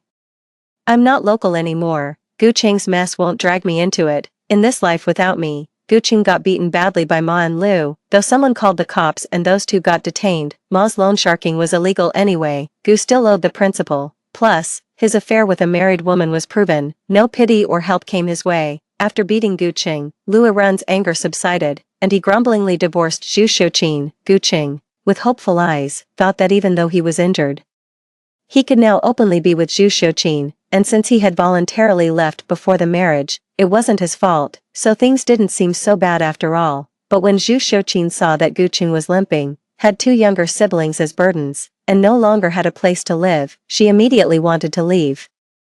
Gu Qing was furious. I'm in this state all because of you. No wonder you instigated me to elope with you. Turns out you weren't even divorced yet. Zhu Shouqin's former gentleness had vanished, leaving only disgust in her retort. You're the one who offered to make it up to me. Did I ever beg you? Wasn't it your dream of striking it rich down south that made you elope with me in the first place? Gu Feng and Gu Yuan pleaded with Zhu Shouqin to look after Gu Qing for a while. Convinced her greater affection for their elder brother would make her stay willingly, and do a far better job than I ever could. Zhu Shouqin shook off their hands. Who'd want to take care of you two deadweights? Think I'm some fool like Song Xiaoya, waiting on you like royalty? After a heated argument, Zhu Shouqin left and reportedly went back to the matchmaking circuit. Gu Feng and Gu Yuan couldn't adjust to their newfound hardship, constantly blaming Gu Qing for driving me away while refusing to care for his bedridden self. Eventually, Gu Feng and Gu Yuan couldn't afford tuition and had to drop out. One resigned herself to cutting pigweed, while the other took up odd handicraft jobs to scrape by. Back when they were with me, they lived a life of pampered luxury. Reading my cousin's letter did lift a weight off my chest, but I'd rather not dwell on past grievances. I just want this life to be worthwhile. Yet against all expectations, I ran into Gu Qing 3 months later. My house got requisitioned, and there was paperwork to finalize. I had to make a trip back to the village. Gu Qing and his 2 siblings were assigned by the village chief to stay in his abandoned shack. When Gu Qing saw me appear at the village chief's doorstep, laden with bags, his eyes lit up, but he deliberately put on a stern face and avoided my gaze. What? Couldn't make it out there, so you came crawling back? Whenever he used to speak to me so coldly, I'd panic and humble myself to try and appease him. Gu Feng put her hands on her hips and said, give my brother the demolition compensation to pay off his debts first, and we'll still be willing to have you as our sister-in-law. Gu Yuan also stretched out her arm to shoo me away. Get out, you're not welcome here. I looked around the dilapidated little room. On the rickety table, there was only a half-eaten bun and half a bowl of pickles. It was a world away from my old spacious brick house. Gu Qing's leg was still bandaged. Noticing my gaze, he instinctively recoiled. I chuckled. Why would I want to be your sister-in-law? For your brother's limp or his mountain of debt? Gu Qing glared at me with humiliated fury, his lips parting soundlessly. Gu Feng blustered with false bravado. My brother only got into debt to marry you. You ran away. Now you owe him compensation. Gu Qing's eyes reddened, and he looked at me with a wronged expression. Xiao Feng, stop. This was all my choice, and it has nothing to do with your sister Xiaoya. To think he's still putting on this act of deep affection in front of me now, well, then, I might as well expose the truth. Gu Qing, the reason you're like this now is simply because you borrowed money, hoping to run away with Zhu Shouqin, but you were shot down before you even had a chance to fly. TSK, how pitiful. Gu Qing's face instantly turned beet red. You know everything. Alright, I was wrong. Okay, Zhu Shouqin totally conned me into it. Gu Qing looked at me pleadingly, still believing I was the same fool who considered them family, that I'd forget their mistakes and reconcile for old time's sake. But I'd already paid dearly for my poor judgment in a past life. This time, I wouldn't be so naive. After signing the documents, I turned to leave. Through the window, I caught sight of Gu Qing's resentful face. My aunt wrote to inform me. Gu Qing promised brother Ma he'd repay the money ASAP, and might even set his sights on me next. Better watch out. I took note and refocused on running the business. Sure enough, I ran into Gu Qing again soon after. 11. When I went to the station to pick up my visiting cousin, Gu Qing showed up unannounced, with Gu Feng and Gu Yuan in tow. Gu Qing leaned on a crutch, evidently lame in one leg. His face was haggard, his clothes in tatters, and the brother-sister pair trailing behind him looked equally disheveled. Unaccustomed to hardship, they'd finally reached their breaking point. My cousin found their presence ill-omened and tried to shoo them away, but they just stared at me with pitiful eyes. They looked exactly like this when they first arrived at my home. My heartbroken mother immediately boiled water for their baths and bought them new clothes.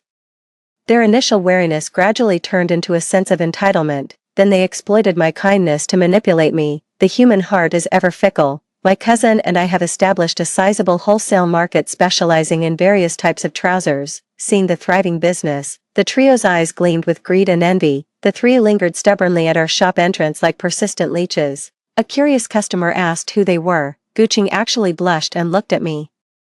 I'm Xiaoya's family. Gu Feng and Gu Yuan chimed in. Sister Xiaoya is our sister-in-law. My cousin was so annoyed she wanted to kick them out, but they didn't do anything out of line, and calling security wouldn't have helped anyway. When things calmed down, I'll talk to them. A Cantonese tea house, thick with smoke. Guqing looked at her expectantly. Xiaoya, your mother took us in back then because she was afraid you'd be all alone and bullied in the future. I poured myself a cup of tea. Yes. She hoped I wouldn't feel too lonely after she's gone. Guqing's eyes instantly lit up, his hands trembling with excitement. Yes, yes, that's why we came to you. We can give you the warmth of home. Let's live together like we used to. Okay, if you want to marry me, we'll do it right away. Gu Yuan, stuffing pastries into his mouth, exclaimed, so delicious. I'm coming here every day from now on. Gu Feng had already pocketed all the sunflower seeds and peanuts from the table. Guqing looked rather embarrassed, cautiously watching my reaction. I curled my lips slightly, but I already have a home. A pretty little girl ran up to me from behind, holding a bouquet of flowers. Sister Xiaoya, this is a gift from my brother. Behind him, the young and handsome tea house owner smiled and nodded at me. Guqing's face drained of color, and he spoke with difficulty. Why? I said calmly. The tea house owner is young and accomplished, handsome and wealthy. And his sister is generous and lovely. 12. My gaze inadvertently drifted over Guqing's crippled leg, then to Gu Yuan and Gu Feng with crumbs all over their faces. As I stood to leave, I caught Guqing's reflection in the glass, his stare at my retreating figure growing increasingly venomous. The next day, my shop went up in flames. Fortunately, it was spotted in time and the damage was minimal. Thankfully, neither my cousin nor I were sleeping in the shop that night. Guqing and his two siblings were apprehended at the train station. They were carrying several thousand in cash stolen from the store. Guqing faces years behind bars for arson and theft with malicious intent. Gu Yuan and Gu Feng were too young, so they were sent back to their hometown. Before being detained, Guqing asked to see me one last time. Could you look after Xiaofeng and Xiaoyuan for me? They're just kids, they don't understand right from wrong, I scoffed. No, a heartless woman like me wouldn't bother. In my past life when I fell gravely ill, Gu Yuan and Gu Feng had already settled down with families and careers. I lay neglected in the old house, forgotten by all. Only after the village head called did they reluctantly visit. They wouldn't even pour me a glass of water. Later, Guqing asked how they'd been getting along all these years. They replied, that woman actually has a conscience. She didn't treat us badly, but in our hearts, we only recognize Sister Shoqin as our sister-in-law. After toiling for most of my life, in their eyes, I'm just that woman. Guqing's face changed dramatically, and he pointed at me with a trembling finger. You're back too. No wonder, you did it on purpose. You deliberately left the money in plain sight and then intentionally provoked me. And you deliberately left before my fake death. Didn't you? It wasn't because of me and Shoqin that you left heartbroken, was it? Guqing yelled, losing his composure, his face filled with disbelief. I innocently shook my head. I don't understand what you're talking about. I'm begging you. I wronged you in our past life. I admit I was wrong. All right. Guqing choked up, his voice trembling with raw emotion. Did he truly realize his mistake? No, he's just terrified. Terrified I'll keep tormenting his younger siblings. After arriving in Guangzhou, I had no intention of keeping ties with them, but they weren't about to let me off the hook. The tea house owner and I are just good friends. Nothing romantic ever developed. That day, I just wanted to make Guqing squirm. He only resorted to desperate measures when he realized I'd never look back. There's no more permanent solution than being locked up here. As for Gu Feng and Gu Yuan, with an imprisoned brother, no property in the village, and their lazy habits, they're in for a world of hardship. Later, word got out that they'd harassed Zhu Shoqin when they hit rock bottom. When Zhu Shoqin's in-laws heard about her past, they immediately demanded to break off the engagement. Guqing gazed at her with a faint smile. It takes a thief to catch a thief. I stepped outside into the bright sunshine. That once bashful, handsome youth now seemed like a lifetime ago. The first time I saw Guqing, he was breaking a steamed bun in half to share with his younger siblings. His two siblings asked him if he wanted some. With a gentle look in his eyes, he said, "Big brother isn't hungry, you two eat." My mom was incredibly touched and whispered it to me. "He's a wonderful boy. Xiaoya, would you like to have an older brother?" I nodded, overjoyed. "How about we make him part of our family? Otherwise, if I leave, you'll be all alone here. And it won't feel like home anymore." Now I want to tell Mom. Home isn't defined by headcount. Where the heart finds peace becomes my home, be it solitude or company. My cousin grabbed me excitedly when she saw me return. "The jeans design you created is selling like hotcakes again. Perfect. This life's treating me well with bright prospects and smooth sailing." The end. Story 2. My sister and I were the most beautiful twins in the orphanage, simultaneously noticed by a family of doctors and a top-tier wealthy family in our past life. My sister chose the wealthy family for their fortune, stepping into that top-tier Maybach without hesitation. Little did she know what awaited her was a disabled, temperamental young master of the wealthy family. My sister was told she was his dog in life, and after the young master's death, she was forced to be buried alive with him. Raised in a family of doctors, I became the golden prodigy of the hospital, pampered like a princess alongside my genius but aloof stepbrother. My sister, consumed by jealousy, stabbed me to death on my wedding day. Why should I be the only one living such a miserable life? When I opened my eyes again, we had returned to the day we were adopted. This time, my sister took the initiative to hold the doctor's wife's hand first. I smiled as I watched her triumphant figure walk away. Can't even outplay a brainless rich young master, and you think you can outsmart a cunning Yandere. 1. The Shan and Lee families left the choice to me and my sister, Cece. Ran, the two of you decide for yourselves who you want to go with. I was just about to say I wouldn't choose either when my sister eagerly took Madame Shen's hand. Auntie, you're so beautiful, and you have such a lovely fragrance. I want to go with you. At that moment, I realized my sister must have also been reborn, because she made a completely different choice from our previous life, on this day in our past life.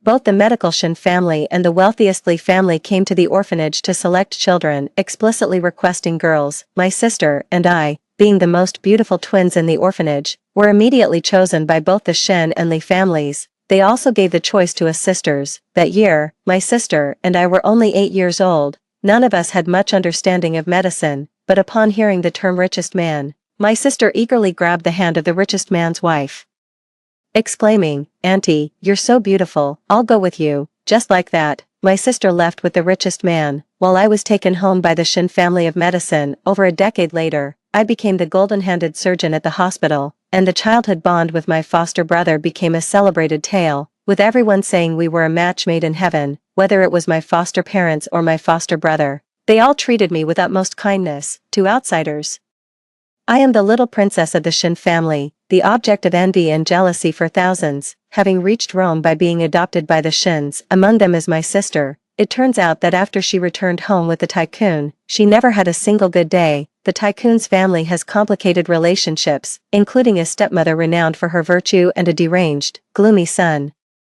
The reason the richest man's wife wanted to adopt a girl was publicly stated as giving her stepson a younger sister to make him happy. Privately, however, she had a different explanation when speaking to the sister. Cece, the reason I brought you back is for you to play with your brother and keep him happy. Remember, your brother is everything to you. If he's well, you'll be well. If anything happens to him, you must be buried with him. Do you understand?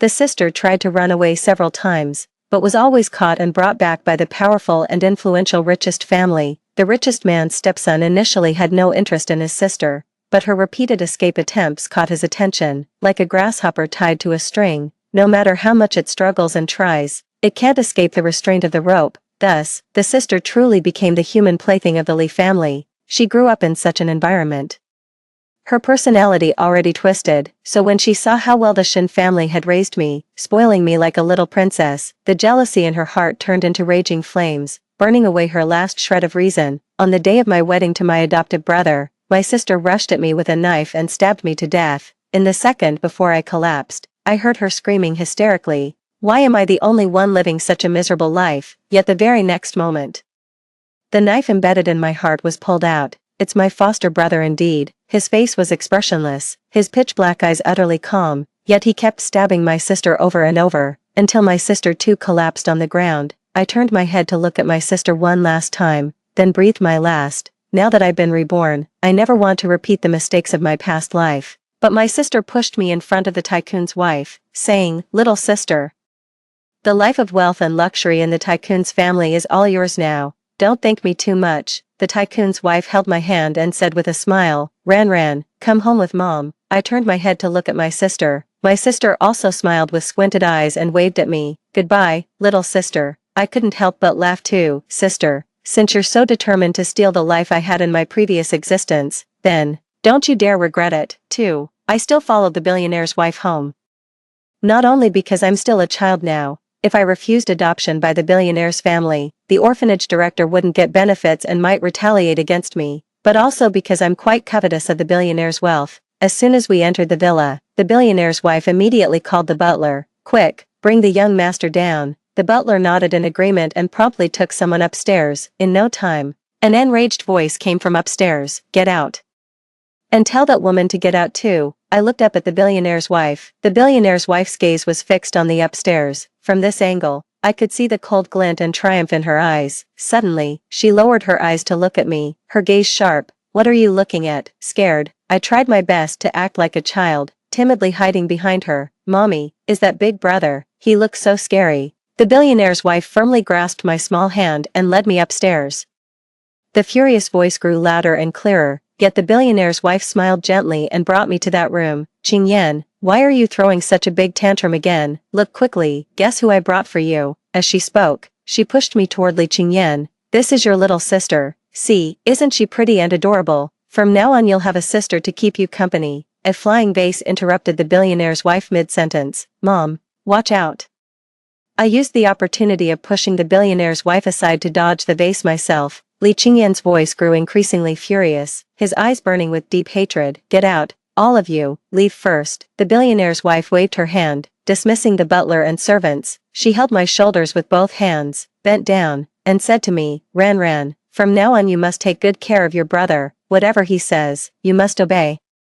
The reason I brought you back is for you to play with your brother and keep him happy. Remember, your brother is everything to you. If he's well, you're well. If anything happens to him, you must be buried with him. Do you understand? I pouted my lips, forcing out a tear. Mommy, I'm scared. The billionaire's wife's gaze suddenly turned sharp and icy. Afraid of what? Go play with your brother. She released me and stood up straight, smiling kindly and gently at the furious Li Qingyan. Qingyan, you play with your sister. Auntie won't disturb you too. With that, she left, carefully closing the door behind her. I watched the billionaire's wife leave, wiped the tears from my cheeks, and turned back to face Li Qingyan without a trace of fear left. Li Qingyan's icy gaze bore down on me, his thin lips parting slightly as he coldly spat out a single word. Get out. I stepped forward. I won't. Li Qingyan narrowed his eyes dangerously. You're just a dog that woman sent to spy on me. Aren't you afraid I'll kill you? I raised an eyebrow. Kill me, and you'll never stand up again in this lifetime. Fury returned to Li Qingyan's flawless face. You're looking for death. I glanced back at the door again to ensure the billionaire's wife wasn't eavesdropping, then lowered my voice to a volume only Li Qingyan could hear. I can cure your legs. Li Qingyan laughed in extreme anger, scanning me up and down. You. An 8-year-old girl. Yes, me. I took another step forward, closing the distance between us. Besides, right now I'm the only one you can trust. Li Qingyan finally noticed something was off about me. Who exactly are you? I shrugged. Just an 8-year-old little girl. Li Qingyan scoffed lightly. That woman is truly formidable. She can find anyone. It seems I can't underestimate you. It's not that woman who's formidable. It's me. I extended my hand. I'll heal your legs.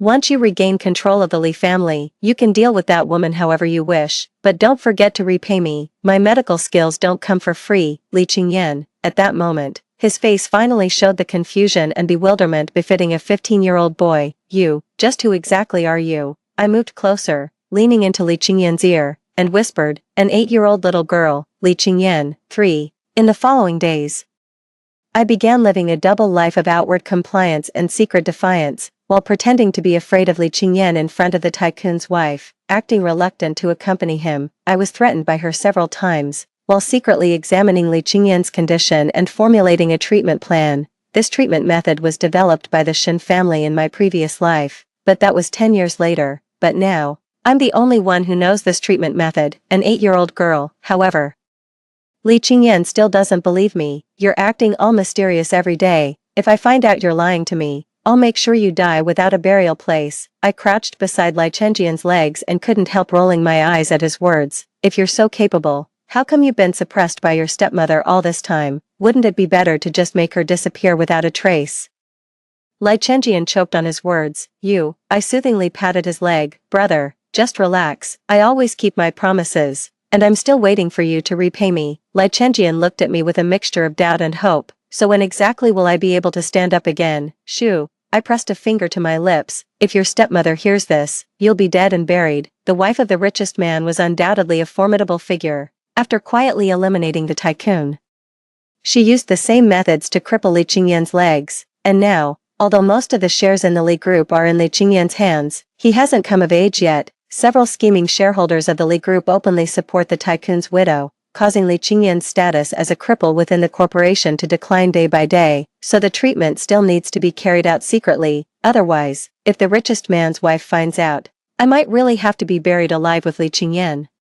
Brother, let's go abroad. It's perfect since both you and I need to attend school. Being overseas, away from your stepmother's watchful eyes, will make it easier for me to handle things. Li Qingyan wore an expression of sudden realization. So this is where you were leading me. Did that woman put you up to this? Trying to ship me abroad so she can finish me off directly? Why would she kill you? You're already crippled. Even if the shares are still in your hands, you're no threat to her anymore. She just wants me to keep an eye on you and torment you a little more. Li Qingyan silently looked at me, pondered for a moment, then nodded. All right. 4. Li Qingyan proposed to the tycoon's wife that he wanted to go abroad. The tycoon's wife was surprised. Qingyan, why do you suddenly want to go abroad? Li Qingyan said impatiently. I'm just informing you. Did you really think I was asking for your permission? The billionaire's wife smiled gently. Of course I'll support whatever you do. Go ahead then. I'll arrange for someone to find you a school and handle the paperwork. I secretly rejoiced on the side. This was obviously an act put on for the billionaire's wife. With just a glance from her, Ran, you should accompany your brother. I'll help you find a school too. I immediately made an extremely reluctant expression, almost crying, but the cold, stern voice of the tycoon's wife interrupted me. No buts, don't forget your place. Li Qingyan patted my head with his paw and said maliciously, little sister, come abroad with your brother. In this life, you're my dog when alive, and my dead dog when dead. Just wait till I treat him, I'll make sure he suffers. But the thought of going abroad soon and being able to study lifted my spirits. At least in this lifetime, I can take control of my own life and live with dignity. As for my sister, she must be very happy now, right? Don't worry.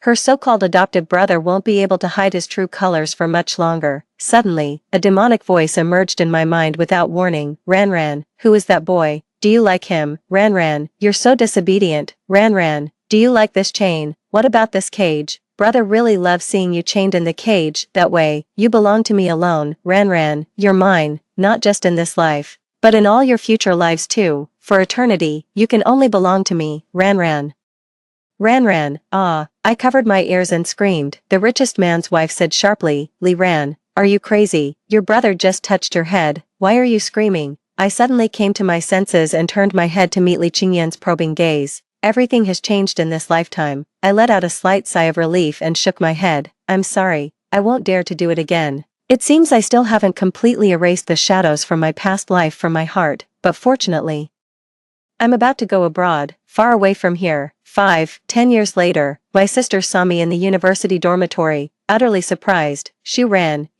why are you also studying medicine? Didn't you go abroad? I smiled and reminded her, sister, my name is Li Ran now. This remark seemed to remind my sister of something. She scanned me up and down and suddenly burst out laughing. How about it? These years abroad haven't been easy, have they? It's not like back home, even if you wanted to call the police, they wouldn't stand up for you. I pretended not to understand. Sister, what are you talking about? My sister gave a knowing smile. All right, I get it. Just swallow your pride and bear it. I'm actually surprised that mad dog Li Qingyan has let you live this long. After all, you don't have the wits like I do to survive under his thumb. I continued pretending not to understand. Sister, why are you talking about my brother? The sister sneered contemptuously. You can't fool me, she ran. Oh no, I mean Li Ran. I just looked at her puzzledly without saying anything more, then went to organize my own luggage. At the dormitory entrance, the sound of heavy footsteps grew gradually closer. This voice seems etched into my genes, branded onto my very soul. Even after 10 years have passed, hearing this familiar voice again still makes my body stiffen involuntarily. The person has already walked in. I silently take a deep breath, stand up, and turn to face the man who entered, my adoptive brother from my past life, Shin Yuxiu. But Shin Yuxiu didn't even glance at me. His first look upon entering immediately locked onto my sister. My sister stood there stiff as concrete, her gaze frozen on Shin Yuxiu as if she couldn't tear her eyes away. Shin Yuxiu walked to my sister as if no one else existed, his pale hand gently caressing her cheek. When he spoke, his cool voice carried that distinctive tone of his, like shackles meant to imprison one's soul. Cece, why aren't you listening to your brother again? Didn't I tell you not to stay in the dorm? Come, let's go home with me. His voice was soft, yet carried an undeniable authority. My sister's body began to tremble, her voice quivering. I want to stay in the dorm, brother, please. Just let me make this decision for myself this once. Shin Yusho smiled, so gently it seemed. His gaze at my sister like ice and fire colliding. That look, I knew it all too well. In my past life, Shin Yusho used this exact gaze to shackle me. Be good, Cece. My sister swallowed hard, her choked sobs growing quieter as she pleaded, brother, please, I beg you, I promise, I'll come home every Friday. The air around Shin Yusho instantly turned icy. Is there a boy at school that you like? My sister shook her head vigorously. No, brother, believe me, there isn't any boy I like. Shin Yusho seemed to notice me only then, as he slowly turned his head to look at me. The emotions in his eyes had already receded, leaving behind only an unreadable calm. But when he clearly saw my face, a fleeting look of surprise still flashed across his expression. He pulled his sister into his embrace, the corners of his lips curling into an almost imperceptible smile. Lee ran, so you're Cece's little sister, right? 6 golden metal bars seemed to materialize before my eyes, the cage Shin Yusho used to imprison me. My throat grew tighter, making even breathing difficult. Kneeling at his feet in the most wretched posture, with the most pitiful and helpless expression, I begged him through tears, brother, please let me go, I'm begging you, please. I even kowtowed to him. Shin Yusho crouched before me, his cold fingers slowly tilting my chin up. No, Ran.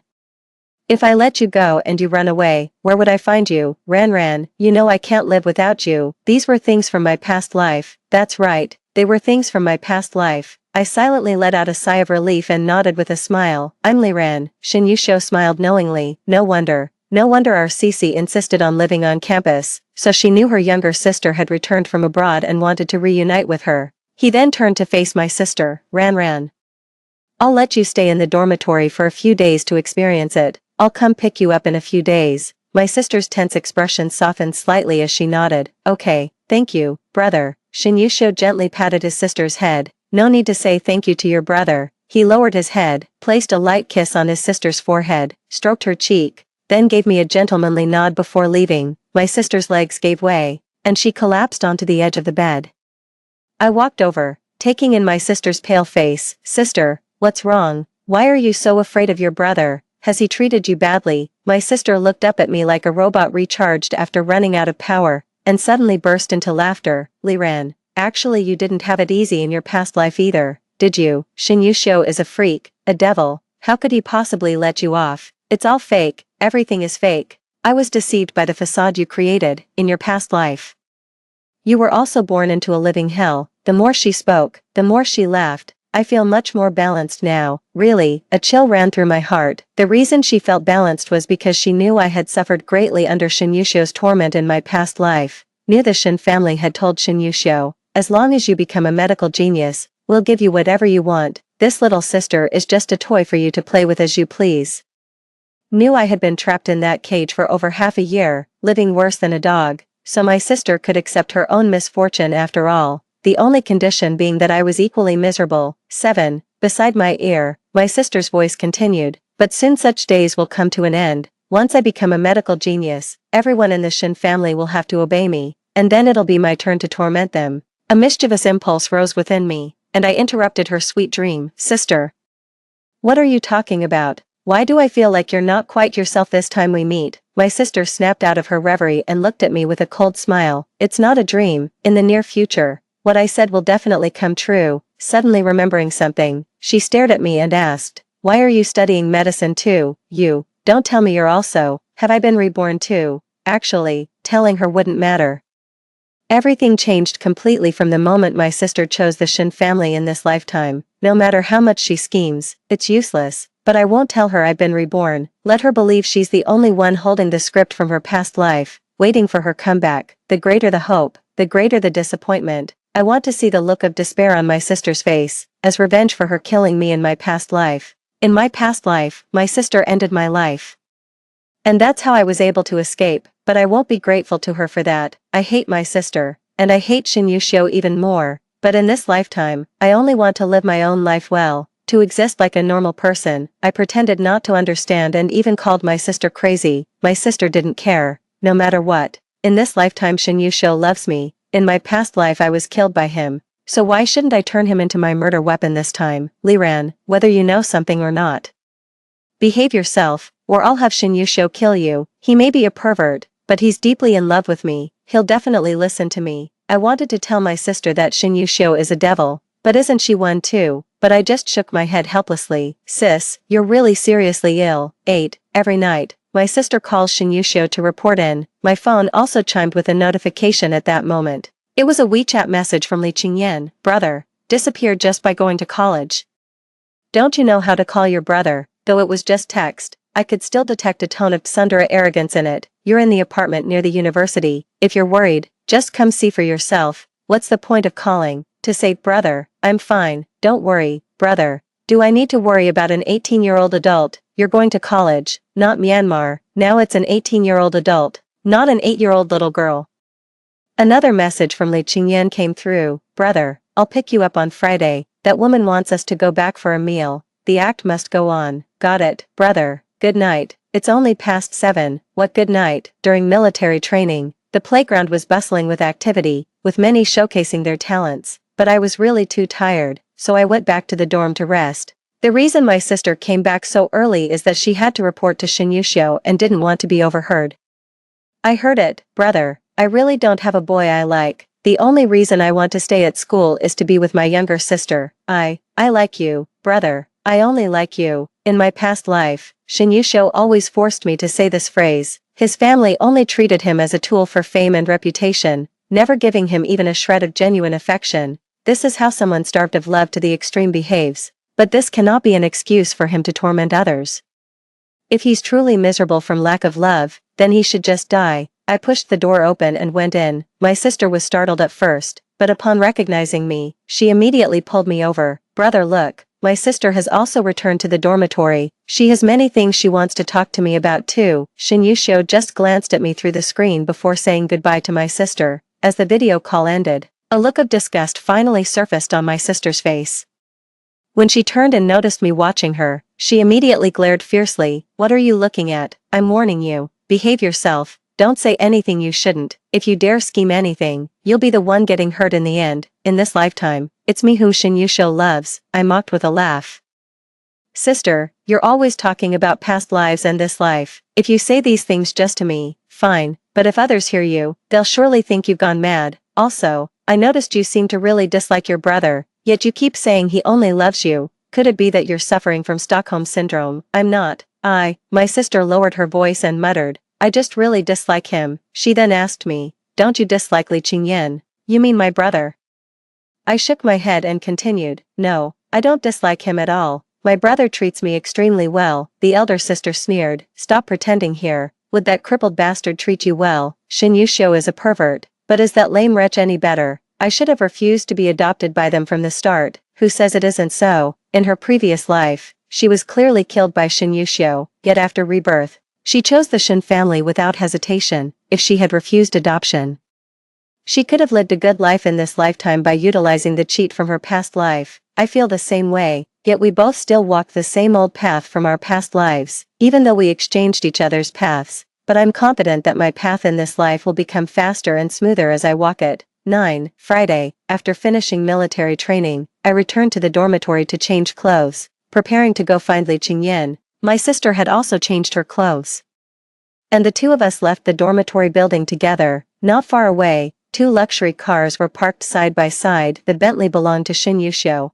while the Aston Martin was Li Qingyan's. Upon seeing my sister, Shin Yusho got out of his car and walked gracefully towards us, directly taking her hand while giving me a friendly smile. How have you two sisters been this week? I was just about to speak when Li Qingyan's driver got out of the car. He took out a folding wheelchair, opened it, and then helped Li Qingyan get down and sit in the wheelchair. My sister looked over and instinctively held on to Shin Yusho's arm. Just as I have a shadow over Shin Yusho, my sister also has a shadow over Li Qingyan. Shin Yusho was flattered, looking down at my sister's hand tightly clutching his arm, the corner of his lips curling up silently. What's wrong, Cece? My sister snapped back to reality and gave Shin Yusho a sweet smile. Nothing, I just missed you, brother.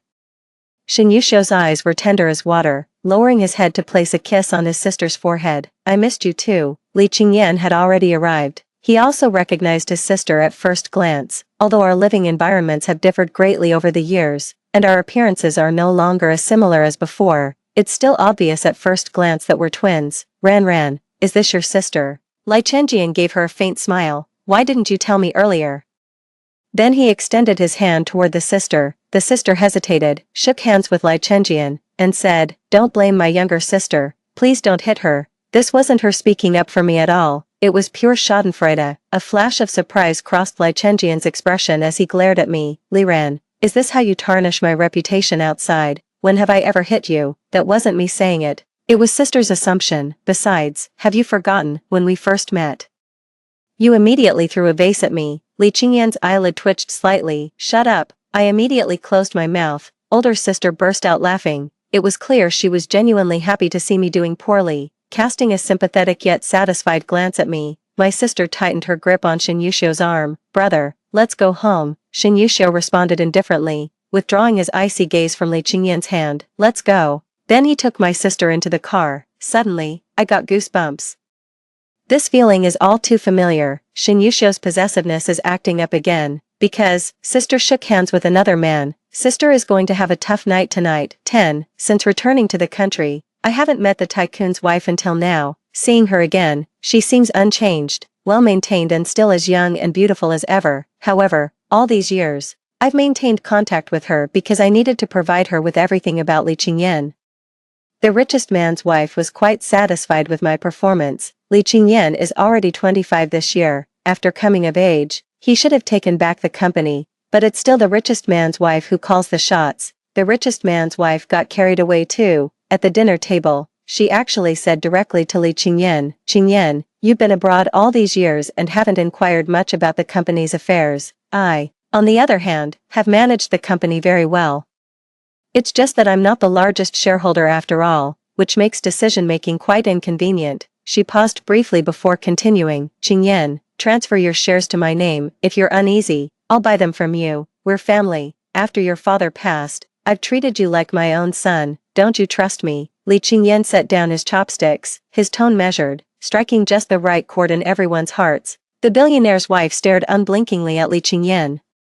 Her smile still perfectly poised. Li Qingyan slowly raised his gaze to meet hers, lips curving slightly. Since it's inconvenient for you, I'll officially take over the company starting tomorrow. No need to trouble you anymore. Auntie, the billionaire's wife didn't take Li Qingyan's words to heart. Qingyan, there are some things Auntie fears might hurt your pride if said, but they must be spoken. Her gaze fell on Li Qingyan's legs. Your legs.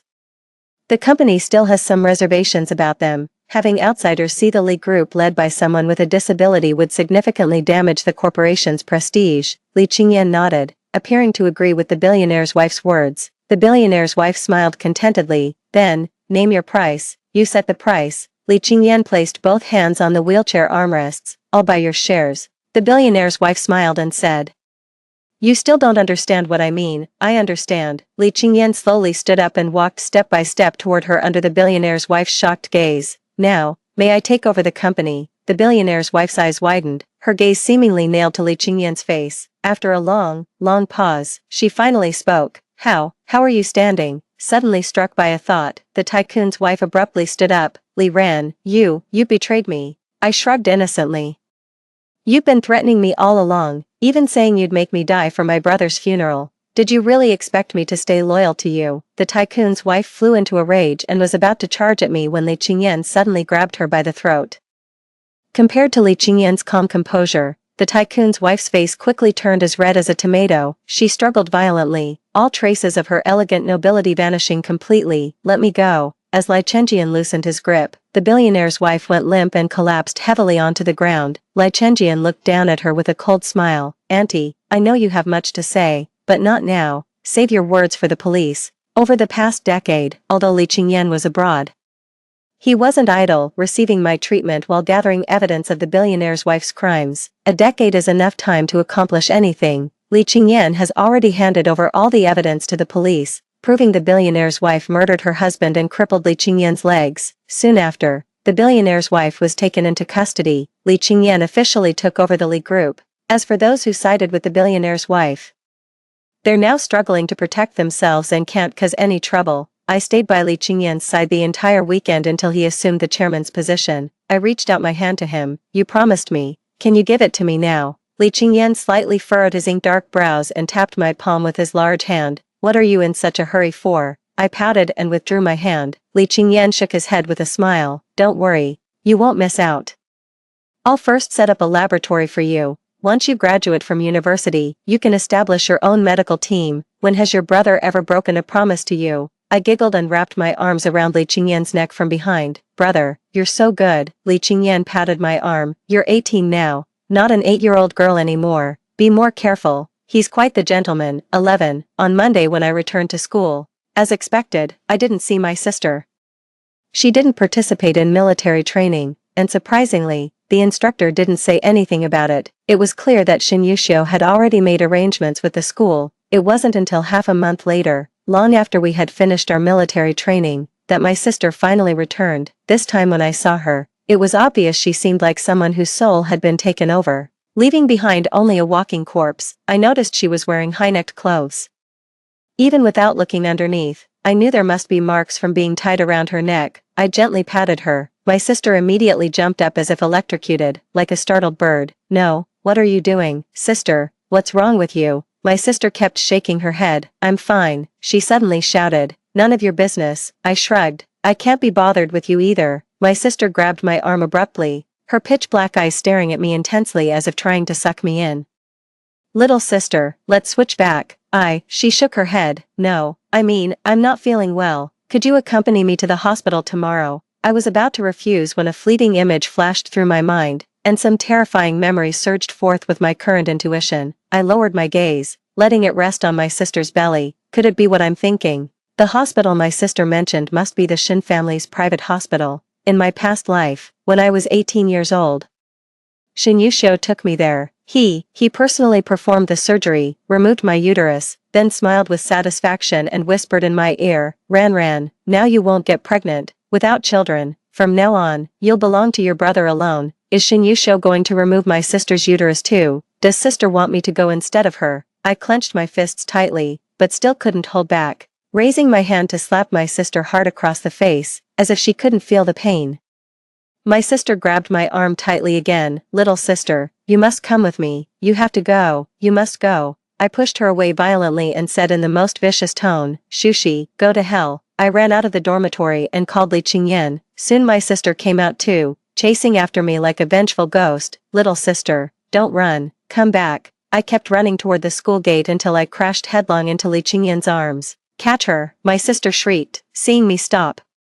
She laughed excitedly and charged at me. Little sister, aren't you my good sister? Since you're my sister, you should sacrifice yourself for me. Li Qingyan pushed his sister away as she leaned in. His sister's expression turned fierce, about to lunge at him, but when she clearly saw Li Qingyan's face, she froze in shock. After a long while, she finally snapped out of it, shaking her head frantically. Your legs, how are you standing? Why is this happening? You too, Li Qingyan, let her go. Why are you protecting her? Wouldn't it be better if she died? Shouldn't you hate her? What, you still don't know, do you? She's your stepmother's pawn. She's been spying on you for her, and she even wants you dead. Li Qingyan shielded me tightly behind him. At that moment, Shin Yuxiu arrived. 12. When my sister saw Shin Yuxiu, she completely broke down. She immediately knelt at Shin Yuxiu's feet. Brother, please spare me. Don't alter my brain, I'll die. She suddenly pointed at me again. Shu Ran is your sister. She should be your sister, not me. You love Shu Ran, take her back. She desperately kowtowed to Shin Yuxiu until blood seeped from her forehead. Spare me. Shin Yuxiu gently helped my sister up and smiled at me and Li Qingyan. Ran, your sister has been very emotionally unstable lately. I'll take her home first. No matter how hard she struggled, my sister couldn't break free from Shin Yuxiu's grip. She was dragged into the car by him.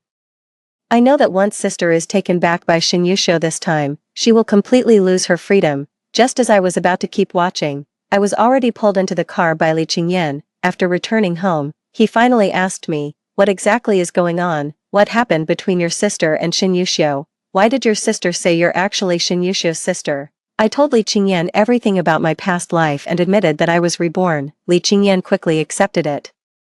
Because he had always doubted how an 8-year-old like me could possess such exceptional medical skills, now everything makes sense. So, in our past lives, you were by Shin Yuxiu's side, while my companion was your sister. I nodded. Li Qingyan came over and hugged me. In our past life, Did you become just like your sister too? I cried in Lai Chenjian's arms, pouring out all my vulnerability, grievances, and resentment. Shin Yuxiu is a monster.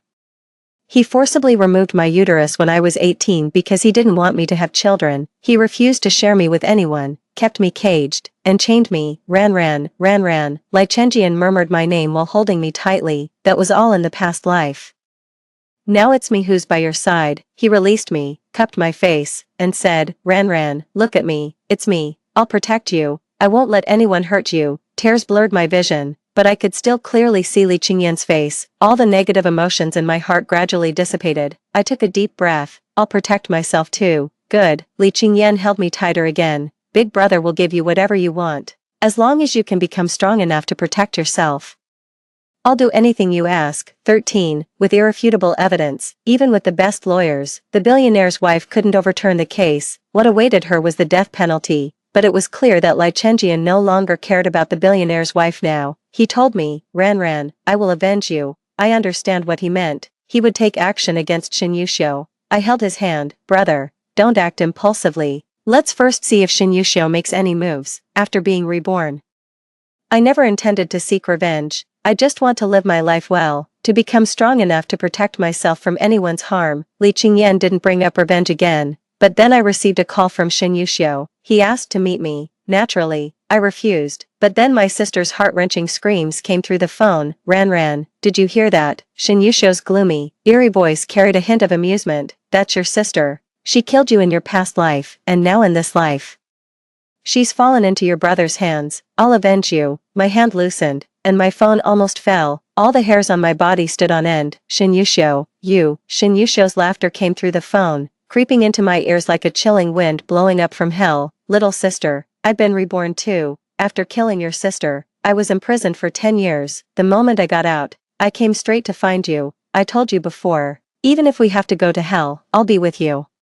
I abruptly hung up the phone. That demon has returned. He's come for me, but this time, I can't just sit back and do nothing. 14. I went to see Shin Yuxiu. He had my sister tied up in a villa in the suburbs, locked in a cage with chains. When my sister saw me, she broke down in tears, screaming with all her might, Save me, little sister, save me. Shin Yuxiu walked over and pulled me into his embrace, his voice brimming with longing. Ran, you came after all.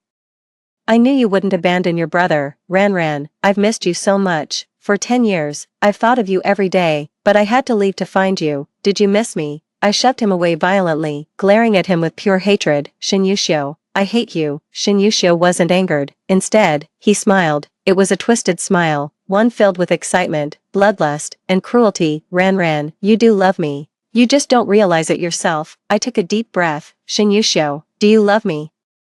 I love you. Ran, of course I love you. Shin Yuxiu came over and hugged me again. Ran, I love you. I love you. I leaned close to his ear and said word by word, Then how about you go die? Shin Yuxiu's body stiffened. The next moment, police officers rushed in. Hands up. Shin Yuxiu merely glanced at the police before his gaze returned to my face. He laughed again, but this time it carried a hint of desolation. Ran, I love you. He looked into my eyes while stepping back, repeating those 3 words, I love you, until he retreated into the cage, helped his sister up, and unfastened the collar around her neck. Just when everyone thought he was going to let his sister go, a knife suddenly appeared in his hand, its sharp blade sliding across her neck. They also left the choice to us sisters. Jean, sister collapsed to the ground. Shin Yuxiu also fell to the ground. The bullet struck Shin Yuxiu squarely between the eyebrows, leaving a streak of crimson.